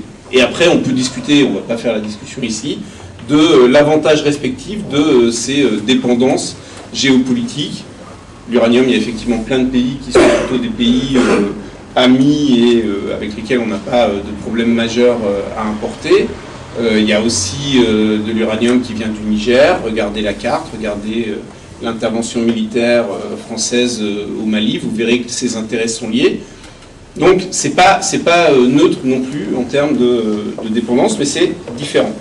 Si on va vers du 100% renouvelable, bah là on va vers des énergies qui sont produites localement, qui ont plus le mérite d'être diffuses dans le territoire, et donc on change complètement la nature de notre dépendance à des importations. On peut rester dépendant, on n'est plus dépendant énergétiquement, on peut rester dépendant pour faire fonctionner ces énergies renouvelables. Alors certes, pour importer des panneaux photovoltaïques ou de l'éolien, mais ça c'est un choix industriel, il n'y a pas de fatalité à devoir importer ces équipements, ce n'est pas la question de la ressource qui ne serait pas disponible sur notre territoire qui joue en premier. Et puis après, il y a la question de la dépendance à différents métaux. Là, il y a assez peu de sujets en fait, de dépendance critique, notamment aux terres rares dans les renouvelables. On peut faire du photovoltaïque avec des matériaux très simples, hein. C'est essentiellement des sujets de silicium et d'argent. On peut faire de l'éolien, y compris offshore, sans aimant permanent, ça dégrade juste un peu le rendement, et donc on n'a pas nécessité d'importer du néodyme ou du dysprosium pour faire de l'éolien. Il y a un sujet majeur, malgré tout, qui n'est pas spécifique aux renouvelables, qui est la dépendance de notre économie à des métaux de plus en plus rares, de plus en plus difficiles à exploiter, etc. Et là, c'est un sujet qui touche y compris à la question du numérique, hein, que tu évoquais. Et moi, j'appelle vraiment à une espèce de réveil français sur une géostratégie de notre approvisionnement vis-à-vis de ces ressources, mais encore une fois, ce n'est pas un problème spécifique aux énergies renouvelables, très loin. Alors, je vais faire une remarque parce que je n'ai pas très bien compris un certain nombre de tes arguments. Le premier, c'est que je rappelle quand même que c'est pas de l'énergie importée, l'énergie nucléaire. On produit l'énergie nucléaire en France. Vous savez qu'on a 58 unités de production, donc c'est une production locale et d'ailleurs non délocalisable. Donc on produit même notre outil de production puisqu'on construit nos centrales nucléaires et on a donc une chaîne complète pour construire les centrales nucléaires. La partie importée, ça j'ai oublié de le dire tout à l'heure, on a fait le calcul nous que si on devait remplir ces centrales nucléaires par du gaz, ce que je vais faire un certain nombre de nos voisins, ça correspondrait à peu près 25 milliards d'imports de gaz. Donc vous voyez qu'on passe de moins d'1 milliard à 25 milliards d'imports de gaz, sans compter qu'on exporte, puisqu'on exporte 10% de notre électricité, donc on exporte pour à peu près 2 milliards par an d'électricité, et on exporte 6 milliards par an de biens et de services. Alors qu'est-ce qu'on exporte? C'est vrai qu'on pense souvent à des constructions centrales à l'étranger, mais en fait c'est pas ça qu'on exporte vraiment. On est présent sur à peu près 350 réacteurs dans le monde. On exporte des services industriels, on exporte du combustible, des services de retraitement, etc. Donc on exporte toute une chaîne industrielle. On est la troisième filière industrielle française, on a 2500 entreprises. Et on a le taux de qualification de l'industrie le plus élevé. Donc sur un certain nombre de territoires, c'est nous vraiment l'employeur qui fournit des emplois à taux de qualification extrêmement élevé. Voilà, pour vous donner à peu près une idée de ce que c'est que l'industrie nucléaire française. Voilà. Je vous remercie pour terminer cette phase d'échange entre nous trois, entre vous deux. J'ai gardé la question qui fâche pour la fin. Donc on a à peu près 13 minutes pour parler de impact environnemental, surtout l'analyse des cycles de vie, aussi bien du nucléaire que des renouvelables. Les renouvelables, on va parler, vous avez parlé du silicium, donc effectivement quelque chose de très courant sur Terre, mais avec aussi un problème de pollution qui va avec. Je pense que la problématique des terres rares, vous avez en partie répondu sur en fait, la nécessité d'avoir des terres rares dans les énergies renouvelables.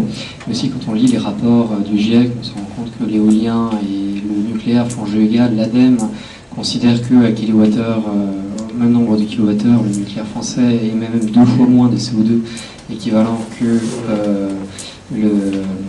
l'éolien. Alors que les panneaux photovoltaïques sont 4 fois plus que le nucléaire. Et puis évidemment, si on parle du nucléaire, on est en plein PNGMDR, donc le plan national pour la gestion des matières et des déchets radioactifs, dont on n'entend pas beaucoup parler d'ailleurs dans la presse. Donc que penser de la gestion des déchets nucléaires, CIGEO, la Hague. Et puis évidemment, quand on parle de nucléaire, sans parler de Three Mile Island, de Tchernobyl et de Fukushima, donc quels sont les risques d'accident selon vous et les conséquences qui vont avec.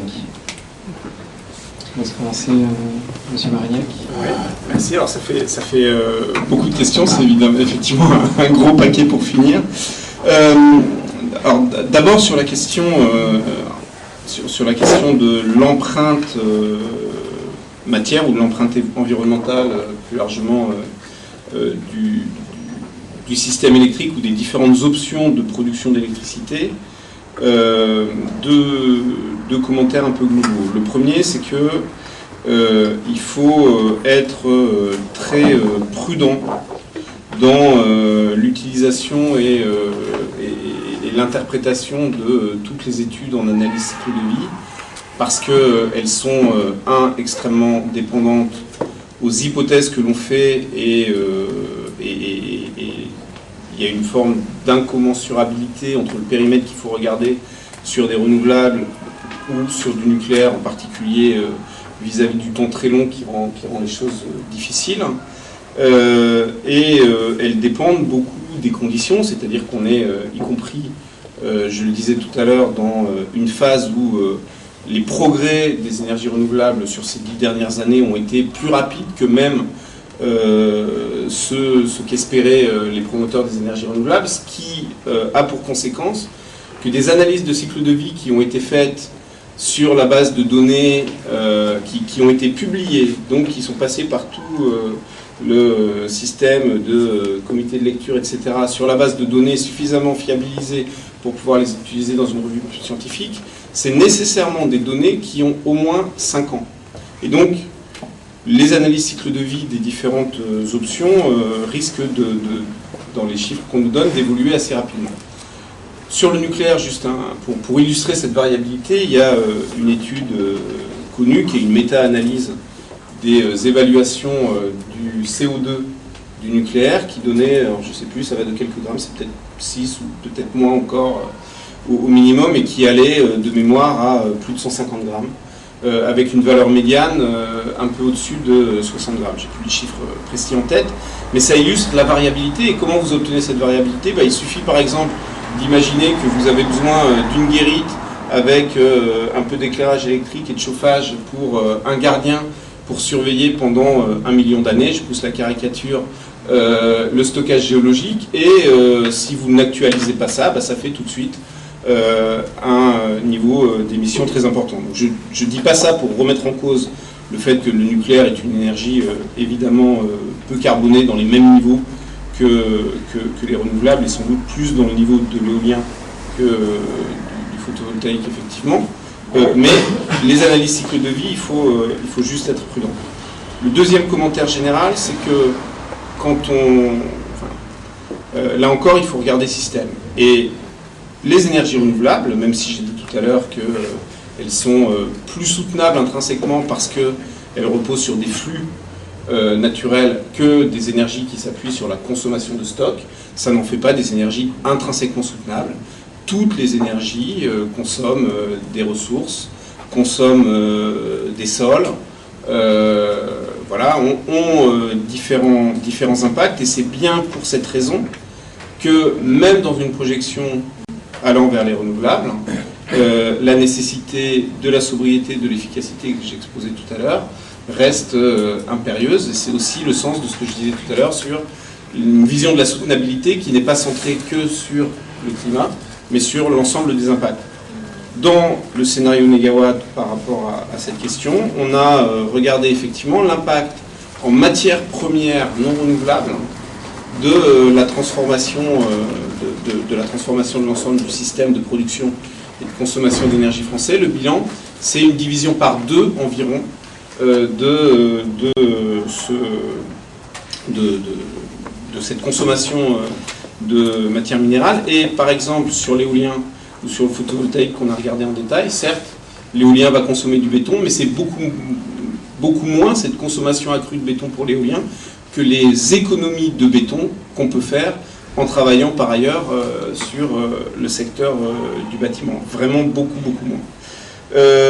Sur la question des risques nucléaires, alors évidemment on a ce débat sur le plan national de gestion des matières et déchets radioactifs, le PNGMDR, qui est en cours. Il y a différentes questions en jeu. La question vraiment qui reste devant nous, c'est la stratégie de gestion à très long terme de ces déchets radioactifs à vie longue, particulièrement les plus actifs d'entre eux. Aujourd'hui, la France a une stratégie de retraitement, comme Valérie l'a dit, qui consiste à séparer l'uranium, le plutonium et vitrifier le reste, les 4-5% qui restent, pour en faire des déchets vitrifiés.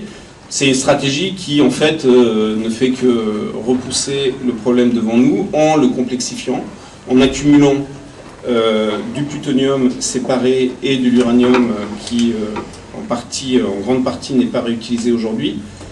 Et au passage, et peut-être pour finir sur ce point, je n'ai pas répondu à la question de la sûreté, mais ça faisait vraiment beaucoup de sujets, vis-à-vis des surgénérateurs, les réacteurs à neutrons rapides qu'on a évoqués tout à l'heure. Et bien justement, la situation actuelle avec le retraitement, c'est déjà qu'on s'expose à des risques accrus par l'accumulation, les manipulations, les transports de ces matières. La vision d'un parc nucléaire français fonctionnant avec ces réacteurs à neutrons rapides, c'est un cycle où on ne manipule plus, comme on le fait aujourd'hui, de l'ordre d'une dizaine de tonnes de plutonium séparé en flux annuel, mais probablement ça se compte en centaines de tonnes. Il y a derrière ça des enjeux de sûreté et de radioprotection qui sont massifs. Et pour moi, c'est vraiment pas une vision souhaitable. Et puis, très rapide dernier mot sur la sûreté.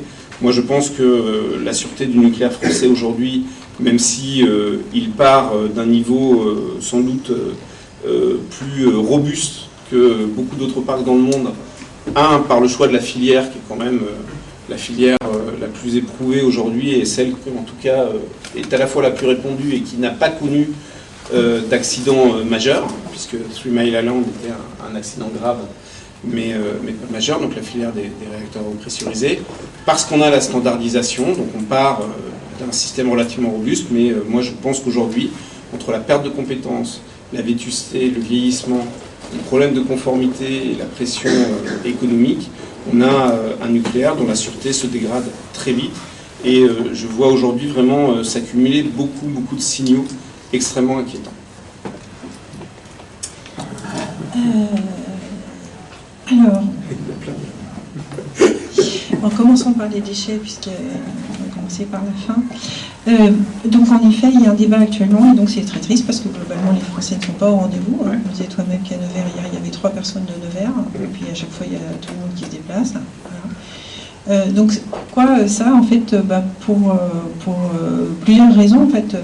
Enfin, la principale raison, c'est que c'est plus du tout la préoccupation environnementale des Français. Donc, quand je regarde les préoccupations environnementales, donc je vais les lister dans l'ordre. Le climat, première préoccupation environnementale, il se trouve que le nucléaire est bas carbone. Donc, je suis absolument pas d'accord avec cette méta-analyse. Enfin, les analyses du cycle de vie, elles sont faites dans toutes les industries avec les mêmes normes ISO. Cette étude, elle n'utilise pas du tout ces normes ISO. Deuxième préoccupation des gens, la pollution de l'air. Donc, qui, vous le savez, dans plein de pays est liée au charbon, avec des études de WWF, de l'OMS sur des nombres de morts hallucinants liés à la pollution au charbon. Donc le nucléaire n'émet pas ni SOx, ni NOx, ni aucune particule fine. Donc il est absolument exemplaire en termes d'effets sanitaires, en termes de pollution de l'air. Troisième préoccupation des Français, la biodiversité. Le nucléaire, il a été classé comme la meilleure énergie pour la biodiversité. Alors pourquoi? C'est très simple, c'est que la biodiversité, c'est lié à l'emprise au sol, et le nucléaire est extrêmement dense, il produit énormément d'électricité sur très peu de sol. Donc en ce sens, il préserve les états naturels. Quatrième sujet, les ressources et matières. Donc il est extrêmement économe en matière. Donc là-dessus, il y a un rapport très intéressant qui est un rapport de la Banque mondiale. On ne peut pas excuser d'être pro-nucléaire, ça c'est sûr, sur les besoins en minerais, en ressources qui seront nécessaires pour la transition énergétique. Et donc le nucléaire, il se positionne très bien, en particulier sur l'acier, qui devient une ressource un peu tendue, qui va devenir une ressource un petit peu tendue, mais je vous invite à aller voir le rapport et voir le bilan sur l'ensemble des matières minérales. Donc en effet, enfin, ce qui est pas mal avec une centrale nucléaire, c'est qu'elle n'est pas construite pour 20 ans, elle est construite pour maintenant de Bercy, construite pour 60 ans, ça sera sûrement exploité 80 ans, donc évidemment, les matières qu'on met initialement dans la construction, on va pouvoir les rentabiliser sur un très grand nombre de kilowattheures. Donc, alors le cyclage, moi, c'est un truc qui n'arrête pas de m'étonner, puisque actuellement, on va bientôt rentrer dans l'étude d'un projet de loi sur l'économie circulaire. On dit qu'il faut tout recycler maintenant, à raison. Et alors, la seule chose maintenant qu'il faudrait ne plus recycler, c'est les matières nucléaires. Donc, c'est vraiment étonnant, c'est-à-dire qu'on irait vraiment à contre-courant. Je pense qu'on a à être fiers d'avoir cette filiale de recyclage en France, et vous savez qu'on est dans la négociation d'un contrat avec la Chine, qui veulent évidemment recycler et pouvoir donc utiliser cette technologie dans leur stratégie. Un dernier point que je voulais dire sur la sûreté. Alors, je ne sais pas pourquoi il dit que ça se dégrade, puisque justement le président de l'autorité de sûreté nucléaire a fait un rapport il n'y a pas très longtemps en disant que justement la sûreté en France était satisfaisante. Et je voulais rappeler, parce qu'évidemment il y a toujours des discussions entre les industriels et puis l'autorité de sûreté, que l'autorité de sûreté en France a un pouvoir absolument incroyable, c'est qu'elle peut arrêter un réacteur du jour au lendemain si elle considère que le réacteur n'est pas sûr, et elle le fait. Elle le fait aux dépens des industriels. Le bon exemple, c'est l'arrêt quand même de la centrale du Tricastin pour réparer la digue, donc 4 réacteurs pendant 2 mois, 200 millions d'euros pour EDF, donc on ne peut pas l'accuser d'être complaisante. Voilà, et c'est sur le rôle de cette autorité de sûreté, c'est-à-dire son rôle d'inspection, sa transparence, puisqu'à chaque fois qu'elle inspecte, elle fait des rapports de suivi, l'obligation des industriels de publier toutes les anomalies, donc de publier tous leurs signaux faibles, donc près de 1000 par an qui sont analysés par l'IRSN, l'ASN, pour justement prévenir des problèmes moins anodins. Voilà, c'est ça qui garantit en fait le socle de confiance sur le fonctionnement de l'industrie nucléaire en France. Donc on se plaint qu'elle est trop exigeante, mais en fait c'est un contrat de confiance, c'est une confiance dans les institutions. Vous savez, je vais faire un petit aparté, mais on vient de travailler là pas mal sur les facteurs humains avec l'aéronautique. L'aéronautique, les gens ont peur aussi de monter en avion. 10% des gens ont peur de monter en avion et 30% ont peur pendant les turbulences. Et ce qui fait que les gens montent dans l'avion, c'est d'abord la compagnie, le nom de la compagnie, la réputation de la compagnie, et ensuite la nationalité de l'avion, parce que ça transmet la confiance dans les autorités de contrôle. Donc il y a une très forte confiance dans les autorités de contrôle françaises. Au niveau international, toutes les autorités de sûreté sont inspectées par l'AIEA, en fait, par l'Agence internationale de Vienne, avec des rapports de suivi sur leur pratique. Voilà. Merci. Alors il y avait une question que j'avais mise de côté pour essayer de gagner un petit peu de temps, mais je sens que ça vous démange à un point de faire un petit commentaire. Alors par contre, il va falloir me promettre d'être très très rapide là-dessus, parce que je sens qu'il y en a aussi dans le public qui ont envie de poser leurs propres questions. Donc, rapport spécial du GIEC, 1,5 degré, 4 scénarios qui sont présentés, 4 trajectoires qui sont présentés dans le résumé Décideur, minimum x2 la puissance nucléaire installée dans le monde. Un commentaire? Alors, non, le rapport du GIEC ne dit pas ça. Avant ça, un commentaire très rapide sur la question de la sûreté et de la confiance. Non, parce qu'on a aujourd'hui quand même des sujets de non-conformité qui mettent en cause la tenue des générateurs diesel ou la tenue des systèmes de pompage pour le refroidissement d'urgence des réacteurs. Sur plusieurs dizaines de réacteurs, on s'est rendu compte qu'on était dans cette situation depuis plusieurs années. C'est traité maintenant. Mais on ne peut pas dire que sur des tenues au séisme de ces équipements, on était très vulnérable. On a quand même, depuis quelques années, des sujets de fraude qui sont complètement nouveaux dans l'industrie nucléaire. Et fraude et confiance sont deux mots qui vont assez mal ensemble. Donc je maintiens ce que je disais tout à l'heure. Sur le GIEC, effectivement, il y a un rapport spécial du GIEC avec 4 trajectoires types qui sont basés sur l'analyse de 85 scénarios. Ces scénarios, il y a des scénarios qui vont vers beaucoup de nucléaire. Il y a, le GIEC le dit, dans ces scénarios, des études qui atteignent le 1,5 degré avec un déclin du nucléaire, voire une sortie du nucléaire. Il faut avoir en tête, là aussi, l'effet de latence de plusieurs années entre ce qui est pris en compte par le GIEC dans les études et l'état de l'art actuel. En fait, c'est un reflet de l'état de l'art sur ce type d'analyse il y a 5 ans, et les choses ont vraiment beaucoup changé depuis. Ce que dit le GIEC quand même, qui est extrêmement significatif, c'est que dans tous les scénarios, dans la grande majorité, très grande majorité, des scénarios, 1,5 degré, sans overshoot ou avec un overshoot limité, c'est-à-dire dans des trajectoires où on ne passe pas par un dépassement de 1,5 degré entre aujourd'hui et la fin du siècle. Dans ces scénarios, à l'horizon 2050, les énergies renouvelables fournissent 70 à 85% de l'électricité. Donc la vision dominante aujourd'hui, et le GIEC se situe dans cette vision-là, c'est celle de systèmes électriques qui vont devenir massivement renouvelables. Et la question du maintien à la marge du nucléaire est une question qui reste ouverte. Dernier point, par rapport au tableau idyllique que Valérie a dressé du nucléaire vis-à-vis des questions de pollution, de biodiversité, etc., d'usage des sols. Le GIEC, dans son rapport spécial, il a fait en annexe un tableau où il a regardé les 23 principales options de réduction de réduction des émissions, et il les a croisées avec les 16 objectifs du développement durable. Il y a 17 objectifs, mais un des objectifs, c'est la réduction des émissions, donc avec les 16 autres.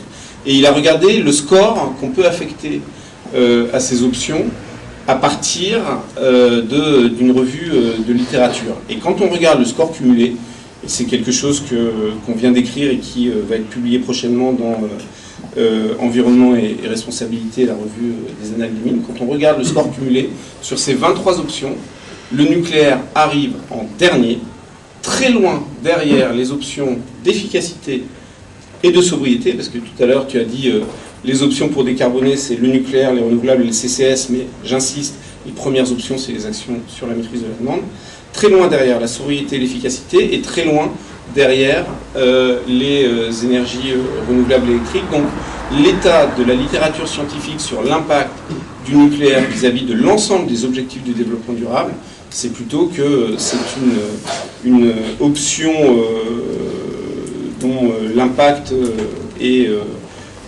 très faiblement positif comparé à celui des options que j'ai citées. Madame Fenon, le mot de la fin. Ah oui, là, on est tout à fait en désaccord avec cette vision sur les objectifs de développement durable. D'ailleurs, c'est absolument étonnant que l'ONU n'ait pas consulté l'Agence internationale de l'énergie qui a publié un rapport entier là-dessus.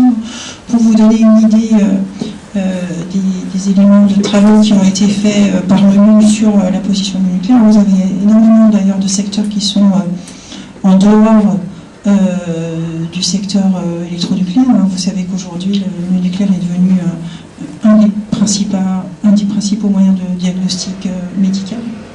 De la même façon qu'il est devenu un moyen de traitement du cancer avec les travaux sur les isotopes. Il est un moyen de lutte contre, vous savez, le pourrissement. Il est utilisé dans l'industrie agroalimentaire pour permettre voilà, donc il y a tout un tas en fait, de contributions aujourd'hui du nucléaire qui sont sur ces sujets. Alors, il ne faut pas ne pas lier le nucléaire médical avec le nucléaire le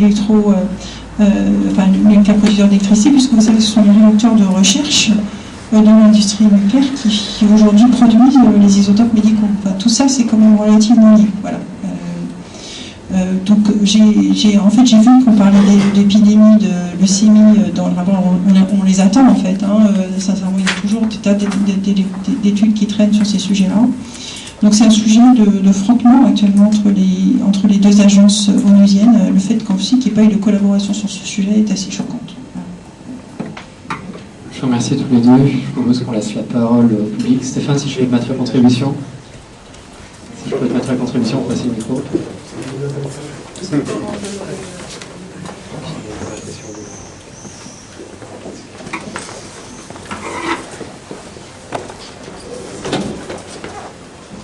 Bonsoir et merci beaucoup pour le débat intéressant. Alexis Tantel du laboratoire de météorologie dynamique. Donc, ce soir, on a une discussion entre experts, entre ingénieurs, chercheurs, etc. Peut-être des politiciens aussi, je ne sais.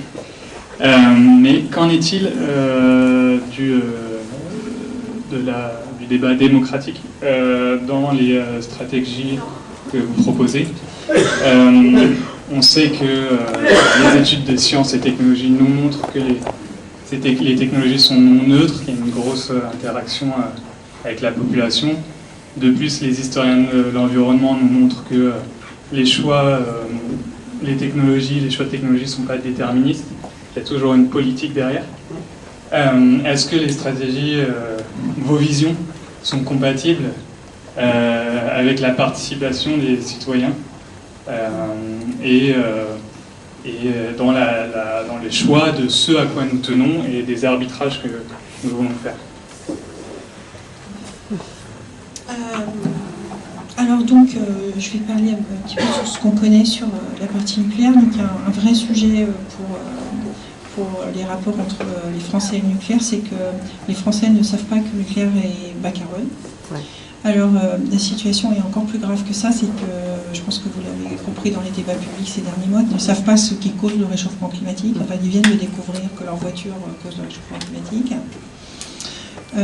Donc ils pensent en fait que c'est chauffer l'air, en fait, qui d'ailleurs est tout à fait sensé quand on y réfléchit. Donc, comme on a nos réfrigérants et nos beaux nuages blancs qui sont de la vapeur d'eau, ils pensent que du coup le nucléaire est responsable du réchauffement climatique. Alors, il faut savoir qu'ils ne sont pas aidés là-dessus, parce que vous avez par exemple tout un tas de communications effrayantes. Par exemple, la pétition L'affaire du siècle, il y a marqué que pour accélérer la lutte contre le réchauffement climatique, il faut réduire la part de nucléaire. Voilà.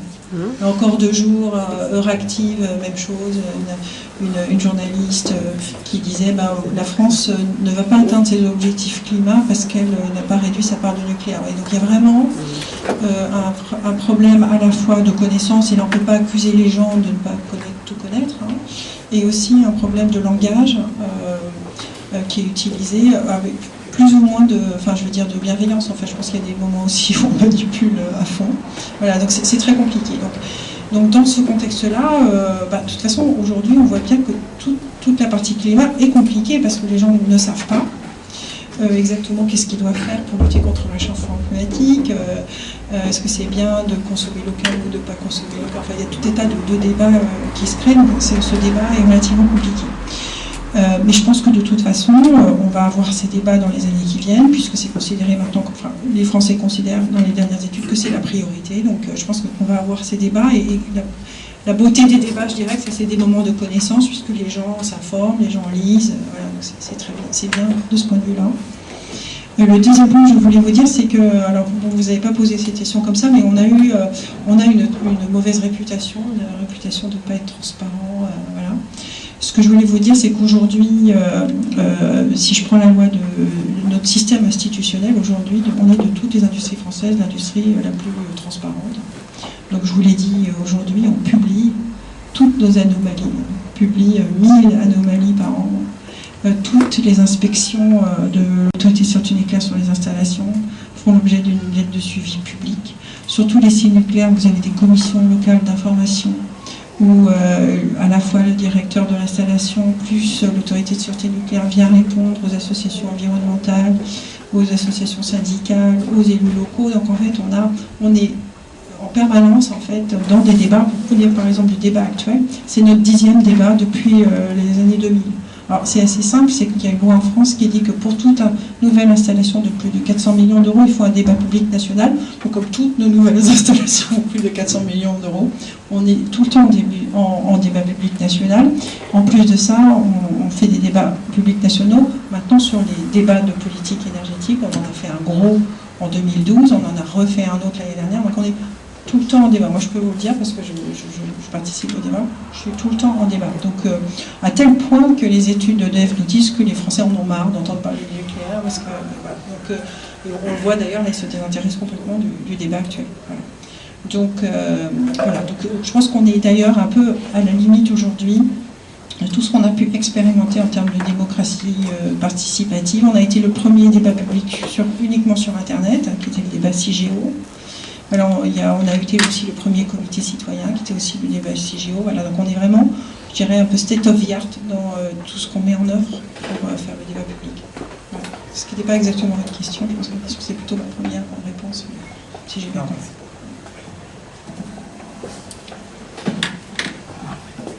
Alors, d'abord deux remarques sur des choses que Béryl Folon vient de dire. L'industrie la plus transparente, c'est pas pour blanchir les autres industries, mais nul ne peut jamais se prévaloir des turpitudes des autres. Mais sur la transparence de l'industrie nucléaire, on est aujourd'hui, excusez-moi, encore très loin du compte. Moi, je passe régulièrement des journées de réunion en groupe permanent d'experts à l'autorité de sûreté nucléaire. Je vois passer des centaines d'engagements pris par les exploitants à réaliser des études, à faire des travaux. Ces engagements, il y en a une bonne partie qui n'est pas tenue dans les délais ou pas correctement. Je vous mets au défi de trouver une information publique sur la liste de ces engagements et la liste des engagements qui ne seraient pas tenus. Ça n'existe pas. Et pourtant, c'est aujourd'hui majeur dans le travail d'instruction et de progression de la sûreté. C'est un exemple parmi d'autres. Sur le fait d'accélérer la lutte contre le changement climatique en réduisant la part du nucléaire, tu as dit toi-même au début que, évidemment, pour décarboner, il fallait plus d'énergie renouvelable. Et donc, s'il y a plus d'énergie renouvelable, forcément, ça amène à une baisse du nucléaire. Donc, c'est, y compris la position de la SFEN, que c'est ça la tendance. C'est ce que tu as dit au début. Et en tout cas, je ne trouve pas du tout ça absurde. Je ne trouve pas du tout ça absurde.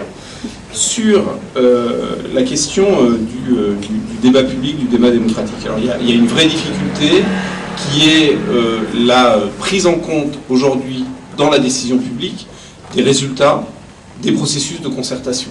Et tous les exemples que Valérie vient de donner sont des mauvais exemples de ce point de vue-là. Et la question du stockage géologique et donc de CIGEO, l'enfouissement des déchets, en est le meilleur exemple, parce que effectivement cette question-là, elle a été historiquement toujours sur le front de l'avancée démocratique par rapport à ces sujets. Ça a été la première loi en 91 sur le nucléaire, ça a été le premier débat public de politique générale en 2005 sur la gestion des déchets.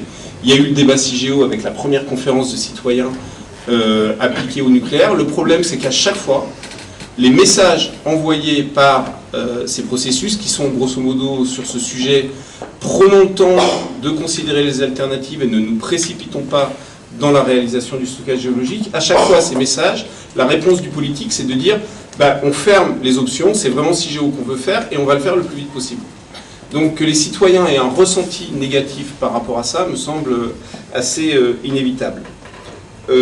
Sur la question de vision compatible avec ce que pensent les citoyens aujourd'hui, etc. Alors c'est un sujet éminemment compliqué qui mériterait un débat en soi. Quelques éléments. D'abord, c'est difficile. Il y a vis-à-vis de trajectoires de transition énergétique qui, grosso modo, sont réalistes au sens où elles ne font pas croire que tout va se résoudre par la technologie. Et donc elles affrontent la question du changement du système, du changement des modes de vie, etc. C'est ressenti globalement, ou c'était ressenti comme négativement par la plupart des acteurs. Quand on parle sobriété, les gens entendent décroissance. Quand on parle rénovation thermique, il faut aller vers une obligation, les gens n'ont pas envie, etc. Le débat de 2012 sur la transition énergétique, moi j'étais à l'époque membre au sein du cabinet de la ministre, du secrétariat général qui organisait ce débat. Il y a eu des temps citoyens qui étaient assez extraordinaires et assez positifs. C'est-à-dire on a vu que quand on mettait en place un dispositif où des citoyens pouvaient s'approprier les enjeux et discuter collectivement de ces questions, ils restituaient des choses qui étaient très positives sur leur capacité à agir, sur leur envie de faire, à condition qu'on ne leur demande pas de le faire tout seul.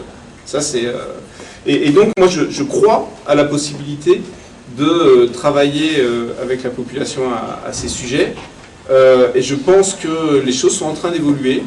On a aujourd'hui la notion d'urgence climatique, qui d'ailleurs est en train d'être inscrite dans la loi. Il y a un amendement qui est passé hier ou aujourd'hui en ce sens, vous savez, sur la loi énergie et climat qui est en cours d'examen. Et cette notion d'urgence climatique qui est en train de passer dans l'opinion, et pardon, mais la pétition,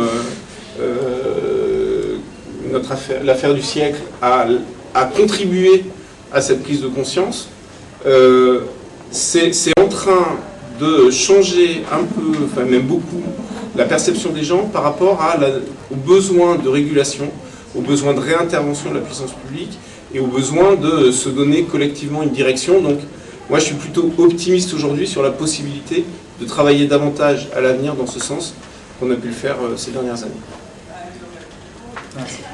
Un correctif, oui, absolument. Donc, si on regarde les scénarios d'EDS, il y a beaucoup de renouvelables et il y a du nucléaire. Le point que je voulais faire, c'est qu'actuellement, on a 70% de l'électricité mondiale qui est faite encore avec des énergies fossiles, donc 40% de charbon. Le gaz a bien augmenté encore en consommation l'année dernière. Donc le sujet, c'est nucléaire et renouvelable contre le fossile. Enfin, le sujet climat, c'est ça, c'est pas remplacer du nucléaire par du renouvelable, parce que ça n'a juste aucun impact en termes de réduction de gaz à effet de serre. Il faut attaquer le fossile. Et l'autre point que je voulais dire, c'est qu'il y a un certain nombre de pays qui ferment des centrales nucléaires et c'est remplacé par du fossile.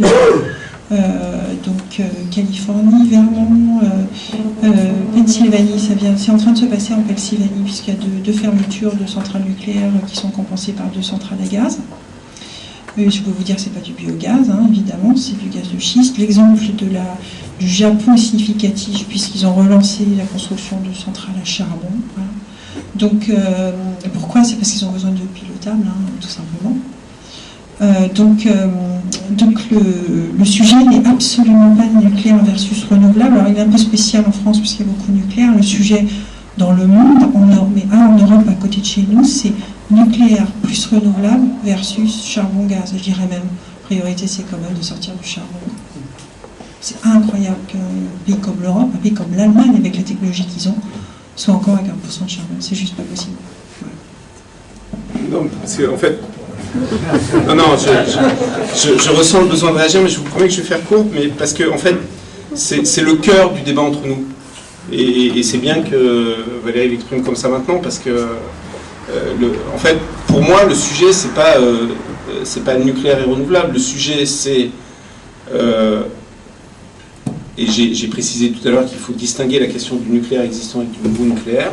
Le sujet, c'est dans les investissements, dans les efforts qu'on fait aujourd'hui pour réduire les émissions. Est-ce que ces efforts sont mieux investis en termes de réduction des émissions par euro investi, en termes de rapidité à laquelle on obtient ces réductions d'émissions? Est-ce qu'ils sont mieux investis dans les renouvelables et dans le nucléaire? Et pour moi, clairement, chaque fois qu'on investit dans du nouveau nucléaire, on est moins efficace vis-à-vis de la réduction des émissions et de la fermeture de centrales charbon que quand on investit dans les renouvelables. On est au cœur du sujet parce que le problème, c'est l'argent investi pour construire des centrales à charbon et des centrales à gaz. Je peux poser une question? Là, je vais faire un peu le provocateur. Parce que, là, Philippe Drobinski, moi, je dirige le laboratoire de météorologie dynamique, je suis climatologue, je m'intéresse beaucoup à l'énergie. Et finalement, alors merci à Centrale Énergie d'avoir organisé ce débat, parce que pour le coup, il n'est pas facile de l'organiser, ce débat. J'en ai pas vu avec ce titre-là, et vraiment je vous remercie. Le point, c'est que moi, après vous avoir entendu, alors aussi je vais vous remercier d'abord d'avoir fait l'exercice quelque part, mais on voit qu'on a quand même du mal à sortir de posture idéologique, et souvent on est un peu contre du parole contre parole, ce qui là aussi forcément altère la confiance qu'on peut avoir sur les positions des uns et des autres, puisque on n'est pas toujours sur du débat argument contre argument, mais parole contre parole. Et ça, c'est la situation française qui le fait probablement, mais voilà. Mais en tout cas, il fallait faire l'exercice, et merci de l'avoir fait. Et on voit bien, moi, mon problème, c'est pas de savoir à la limite si on doit faire que du renouvelable ou que du nucléaire ou le mix des deux. La question, c'est pourquoi est-ce que les gens veulent se débarrasser du nucléaire? Et on voit bien qu'il y a des questions de sécurité, de pollution, donc d'impact environnemental, on va dire, direct sur de l'industrie nucléaire. La question des déchets, tout ça a été... Il y a eu un test de pousser la question, mais je suis resté, moi, personnellement, un peu sur ma faim sur les réponses.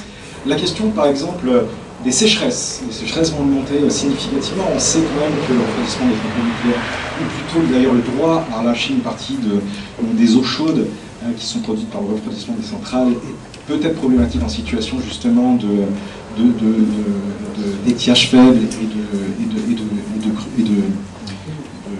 de cours d'eau plus chauds. Donc est-ce qu'on peut aborder un petit peu ces questions-là qui feraient que moi j'aurais par exemple envie effectivement de sortir du nucléaire, mais d'un autre côté moi je sais qu'effectivement si on en sort, je ne vois pas trop la trajectoire, parce que nous les calculs qu'on a fait au laboratoire, c'est de dire quand même que si on veut juste passer à 50% nucléaire, il faut quand même multiplier par 4, donc on est maintenant en 2035, c'est ça pour le... Donc il faut, on est à 15 ans, c'est-à-dire multiplier par 4 la surface, par exemple en éolien, et en PV, par 4, c'est beaucoup quand même en 15 ans, est-ce qu'on est capable de le faire, sachant qu'en plus... Pardon ? Mais même, enfin, le facteur de charge, peu importe, en gros c'est un quart du nucléaire, et la densité de puissance c'est un centième, grosso modo pour le PV et l'éolien, c'est-à-dire qu'il faut en gros 400 fois plus d'espace pour produire la même chose sur du renouvelable. Donc comment est-ce qu'on traite les questions d'usage? Donc moi j'aimerais qu'on traite les questions de sécurité, etc. Et deux, j'aimerais quand même qu'on traite la question de la difficulté aussi, tout simplement de déployer de façon massive du renouvelable. Il n'y a rien qui est rose des deux côtés. J'ai eu de temps en temps l'impression que c'était rose d'un côté et rose de l'autre, chacun sur son... Voilà, merci de m'avoir écouté. J'ai essayé de vous répondre en particulier sur la partie de la sécheresse et de la résistance aux événements climatiques majeurs. Alors en France, en effet, ça s'est pas mal posé l'été dernier, puisqu'on a eu des moments de canicule assez fortes.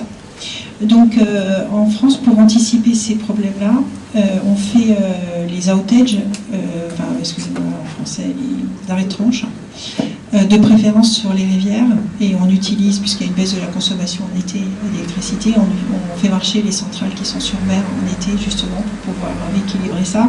Et il faut savoir, à peu près, on a fait le calcul, puisqu'on nous a posé la question cet été, que la baisse de production, c'est 0,7%, enfin, vous voyez que c'est relativement faible. Les moments où on a été obligé justement de réduire la production, c'est 0,7% la production. Donc c'était vraiment extrêmement faible. Alors là, on parle de sécheresse. Alors il y a une question de savoir est-ce que le nucléaire peut fonctionner en zone chaude. Alors oui, bien sûr, hein, il y a du nucléaire, Taishan, c'est tropical, hein, donc ça peut tout à fait fonctionner. Et il y a d'autres questions qui sont liées aux événements importants type tempête ou vague de froid. Alors ça, je le dis parce que c'est vraiment intéressant, puisqu'il y en a eu plusieurs grosses tempêtes aux États-Unis. Et vous vous rappelez la tempête Sandy à New York, la centrale nucléaire fonctionnait pendant toute la tempête. L'année dernière, elle a fonctionné en Louisiane pendant toute la tempête. En Floride, elle s'est arrêtée à la demande de l'autorité de sûreté avant la tempête, et elle a redémarré après la tempête. Donc il faut savoir que dans ces événements-là, la centrale nucléaire est pratiquement le seul moyen de production qui fonctionne, et qui se remet en marche après d'ailleurs, puisque vous n'avez plus grand-chose derrière en fait. Il y a un événement extraordinaire qui s'appelle Vortex, qui est un événement de grand froid majeur dans le nord des États-Unis, où là, même les centrales à gaz se sont arrêtées, puisqu'il y avait le gaz allait en priorité dans les foyers, et donc la seule unité de production, c'était le nucléaire. Donc je ne vous dis pas qu'il faut que du nucléaire, bien sûr, je pense que c'est un mix diversifié, hein, mais que c'est des éléments de production qui ont vraiment une réputation d'être robustes et qui ont tout à fait leur place dans un mix électrique diversifié, avec cette position que le nucléaire est le socle qui garantit la sécurité d'approvisionnement. Alors sur votre autre question, oui, bien sûr, il y a des questions d'acceptabilité sur tout, y compris sur l'éolien. Donc en effet, des scénarios qui prévoient multiplié par 4, multiplié par 7, l'éolien en France, c'est des scénarios hasardeux parce qu'on ne sait pas exactement ce que la population va accepter. On voit déjà qu'il y a quand même des gros retours de bâton maintenant en Allemagne sur ces sujets. Donc voilà, donc on ne sait pas. Voilà. Je crois qu'il faut. C'est pour ça qu'on pense qu'il faut rester prudent. Voilà, et de rester manœuvrant, et d'avoir des scénarios et avec des mix diversifiés avec plusieurs moyens de production. Mais même, je crois, il y a des vrais problèmes pour construire la centrale à gaz en Bretagne actuellement, ils sont en retard aussi. Donc, on est dans une situation où c'est compliqué. En Allemagne, on ne peut plus construire des lignes à haute tension. Voilà. Donc, il y a beaucoup de sujets compliqués sur les nouvelles installations. Alors, je vais vous reprendre en vous disant que les Français ne veulent plus les faire, mais ce n'est pas le cas du tout. Enfin, ce que disent les études d'EDF que je peux vous envoyer, qu'ils ont publiées l'année dernière, c'est que les Français veulent un mix plus diversifié. Voilà, pour quelque chose pour une raison très simple, c'est qu'il ne faut pas mettre tous ses œufs dans le même panier. Voilà. Donc c'est vraiment ce qui ressort de ça. Donc, quelque part, la loi actuelle correspond aux attentes des Français. Mais je n'imagine pas en fait qu'on pourrait tout régler avec des éoliens et du solaire. Ils adorent l'éolien et le solaire, voilà. Surtout le solaire maintenant. Mais ils voient en effet qu'il faut plusieurs moyens de production. Ils comprennent que pour alimenter une grosse ville comme Paris, il faut des grosses unités, pour alimenter des usines, pour alimenter TGV. Voilà. Juste par rapport quand vous avez listé des préoccupations des Français, alors qu'on est beaucoup sur des questions de perception. Et ça m'a un petit peu embêté parce que j'ai l'impression que vous preniez la perception et à la fois vous critiquiez la perception. C'est-à-dire que la perception du changement climatique chez les Français, elle est proche de zéro. La connaissance, elle est très faible sur ce qu'est le changement. Je pense que c'est le problème environnemental majeur, mais ils ne connaissent pas bien. Mais ce que je veux dire, c'est que justement, c'est-à-dire qu'ils pensent que, et moi je pense qu'ici, on doit justement dire, on doit apporter de la connaissance. Et c'est pour ça que j'étais un petit peu gêné par le fait de dire, voilà ce que les Français pensent, mais d'un autre côté, est-ce que les Français pensent bien? Enfin, alors, voilà. non, c'est pas du tout ce que j'ai voulu dire. Ce que je voulais dire, c'est que les études aujourd'hui, et c'est assez récent, mettent le changement climatique comme la première préoccupation environnementale des Français. Voilà, c'est ça que je voulais dire. Leur tour, je propose qu'on laisse parler Yves Marignac. Qui n'est pas bavard. On ne peut pas dire à la fois les Français comprennent même pas d'où vient le changement climatique, ils croient tout tout à l'heure, tu as dit ça. J'ai pas utilisé ce mot-là parce que je respecte tout à fait. Non, mais on peut pas dire ils ne savent pas ça et dire en même temps ils comprennent les enjeux d'un mix diversifié, etc. Moi, je pense au contraire que les Français aujourd'hui, pour beaucoup, ils s'imaginent, et ils ont tort, que développer l'éolien et le photovoltaïque va régler le problème de la même manière qu'ils s'imaginent que développer le véhicule électrique va régler le problème de la pollution par le transport automobile. C'est-à-dire que, mais parce que aussi le débat tend à simplifier beaucoup les choses et on vend des solutions simplistes dans la discussion. Alors moi, je vous remercie pour vous êtes caché, je vous remercie pour la question et pour la remarque initiale. Alors, oui, il y a de l'idéologie, et je pense que c'est bien qu'il y ait de l'idéologie, parce que, en tout cas, pour Negawatt, on ne se positionne pas en scientifique, mais en expert, ce qui est un positionnement différent, et donc on assume d'avoir une vision du monde, on assume d'avoir des valeurs, et on assume de construire des visions prospectives, notamment, et de réfléchir à des politiques et mesures qui sont conformes à ces valeurs. Je l'ai évoqué, par exemple, en disant que pour nous, ce qui est important, c'est la soutenabilité dans son sens très large, qui va au-delà de la question du climat, mais la question de la territorialisation des solutions, la question d'une plus grande décentralisation, la question d'une plus grande démocratie autour de ces sujets fait aussi partie de nos valeurs. Donc ça, je l'assume complètement. Quand vous nous dites, on a l'impression qu'il n'y a pas d'argument, etc., là, donnez-nous crédit du fait que on est dans un format où forcément on n'apporte pas le détail de tous les arguments à l'appui des analyses. Je pense en tout cas pour Negawatt, mais pour la Sfen aussi qui publie des études, etc., que les choses qu'on vous a dites aujourd'hui s'appuient sur des études, sur des analyses, et là où on ne sait pas, on sait aussi le dire. Mais le format du débat ne permet pas toujours de le faire. Un mot sur la question de la sécheresse et des événements climatiques extrêmes. Je partage l'idée que ce n'est pas aujourd'hui un sujet majeur de vulnérabilité du nucléaire. En tout cas, ce n'est pas un sujet majeur du point de vue de la sûreté, c'est un sujet majeur du point de vue des performances et des conditions d'exploitation. À terme, en France, il y a quand même une question qui est la possibilité de maintenir des sites nucléaires à l'intérieur du territoire, sur les cours d'eau, ou de ne devoir plus recourir qu'à des sites en bord de mer, où le refroidissement, évidemment, est beaucoup plus facile et plus stable. Sur la question sur vos calculs, sur le besoin de développer les renouvelables. Typiquement, c'est des calculs que vous avez fait en imaginant qu'on enlève le nucléaire, qu'on met des renouvelables, et toutes choses égales par ailleurs, on fait la comparaison. Et ça, c'est la remarque que j'ai faite au début sur la dimension systémique. Ça, je ne suis pas sûr que ça ait du sens.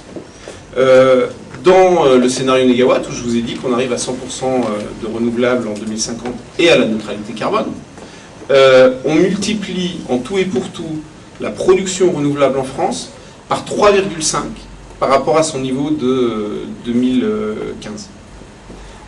Et on est, sur l'acceptation des éoliennes par exemple, on arrive à environ 16 000 mâts d'éoliennes sur le territoire français, à comparer avec déjà environ 6 000 de mémoire, et à comparer surtout avec 27 000 sur le territoire allemand, qui est beaucoup plus petit, et où effectivement il y a des endroits où ça commence sérieusement à saturer. Donc on prend en compte ces effets-là, mais c'est aussi pour ça, je le redis, que la dimension consommation est essentielle pour rendre réaliste et possible la transformation du système. Et vous disiez, il faut réfléchir justement au réalisme de la transformation. C'est bien l'objet d'un scénario. C'est-à-dire, il ne faut pas se contenter d'une vision à long terme et de l'argumenter. Il faut travailler à une trajectoire point par point, ce qu'on a fait. Tout dernier point, parce que j'ai bien aimé votre question. Pourquoi les gens veulent se débarrasser du nucléaire ? Des gens, parce que je ne suis pas sûr qu'on puisse considérer que l'opinion française est monolithique sur ce sujet. Des gens veulent se débarrasser du nucléaire, effectivement, parce qu'il y a des risques spécifiques au nucléaire, c'est assez évident. Mais je retournerai la question en disant pourquoi des gens veulent le garder. Et là, je vais introduire un élément qui sort du domaine de l'énergie. Je pense qu'une des raisons pour lesquelles aujourd'hui il y a un attachement d'un certain nombre d'acteurs, et donc d'une partie de la population, au nucléaire, en plus du fait qu'il y a un statut, il y a un historique, etc., c'est le fait que le nucléaire, en fait, c'est moins un sujet énergétique pratiquement qu'un sujet de récit national et un sujet de grandeur de la France. Et renoncer au nucléaire aujourd'hui, c'est renoncer à un outil qui est un des seuls qui, dans le monde, nous donne une certaine influence, etc. Et je peux vous assurer que dans les cercles de pouvoir, dans les cercles de décideurs sur ces questions, c'est un sujet qui est absolument prégnant. Je vous remercie. Alors, vous avez remarqué qu'on a des intervenants très bavards. Je propose qu'on va quand même déborder un petit peu. Toute dernière question. Je crois que quelqu'un a déjà le micro. Alors, sans vouloir mettre de pression, si cette fois on pouvait avoir une question qui soit un peu plus courte que les réponses, c'est justement. pas les questions qui sont... Justement. Et donc, voilà, je vous invite à faire une question qui soit le plus concise possible, et puis vous deux aussi à être les plus synthétiques possibles dans vos réponses. On a déjà dépassé l'heure de 5 minutes. Merci. Bonjour, Ronan Bernard. Je travaille chez Snorky sur des scénarios long terme autour du marché de l'électricité. Ma question, c'était sur dans un scénario où on a un haut taux de renouvelable sur le marché électrique, étant donné le coût variable étant très faible, proche de 0, voire entre 0 et 5, comment envisagez-vous le design de marché afin d'avoir des moyens rentables par le marché lui-même?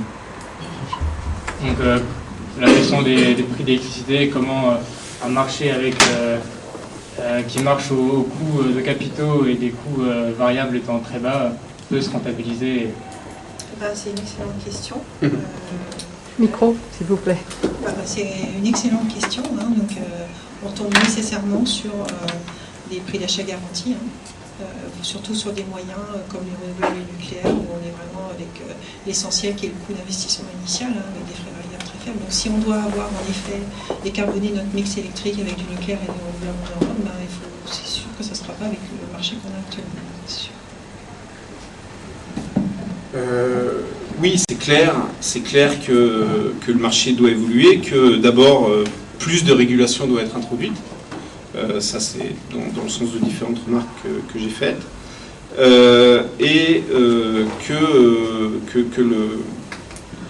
La base même, la logique même du marché doit changer. Si on parle d'une transformation de système, et pour le système électrique, mais j'y inclus plus globalement l'ensemble du système de production et de consommation, ça passe évidemment par des règles différentes, puisque évidemment les règles actuelles, les signaux prix qui n'intègrent pas toutes les externalités, les réflexes d'acteurs économiques qui sont tournés vers des investissements et de la rentabilité à court terme, qui font que des différents moyens ne peuvent pas aujourd'hui être réalisés avec de l'investissement privé et ne le sont pas avec de l'investissement public, en tout cas dans notre pays, parce qu'il ne faut pas trop dépenser.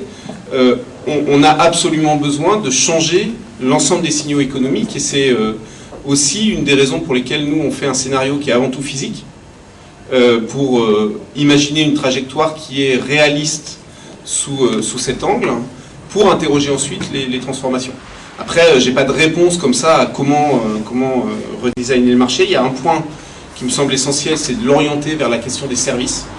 J'ai dit tout à l'heure, il faut partir des services, et donc ce qu'il faut rémunérer, c'est le service rendu, pas le kilowattheure vendu. Et ça amène évidemment plein de réflexions. Et puis après, il y a différentes évolutions. Ce que je disais tout à l'heure sur le déplacement de la consommation, donc rendre la consommation pilotable pour la faire coïncider avec la variabilité des renouvelables, plutôt que de raisonner sur une production pilotable qui la compense, et bien ça veut dire qu'il faut trouver les mécanismes qui rémunèrent ce déplacement-là. C'est faisable, mais il faut le faire en étant capable de renoncer aux mécanismes qui rémunèrent ce qui existe aujourd'hui, parce qu'on ne peut pas faire les deux en même temps. Je vous remercie, on a réussi à être très concis. Moyennement. Beaucoup plus que les autres questions en tout cas, donc on va s'arrêter là. Désolé, je vois encore quelques mains qui se lèvent.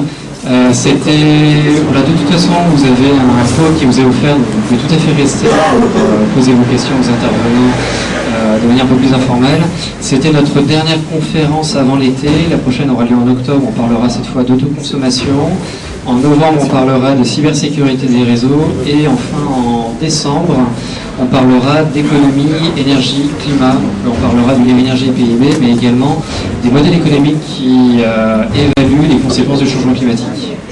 Je vous remercie.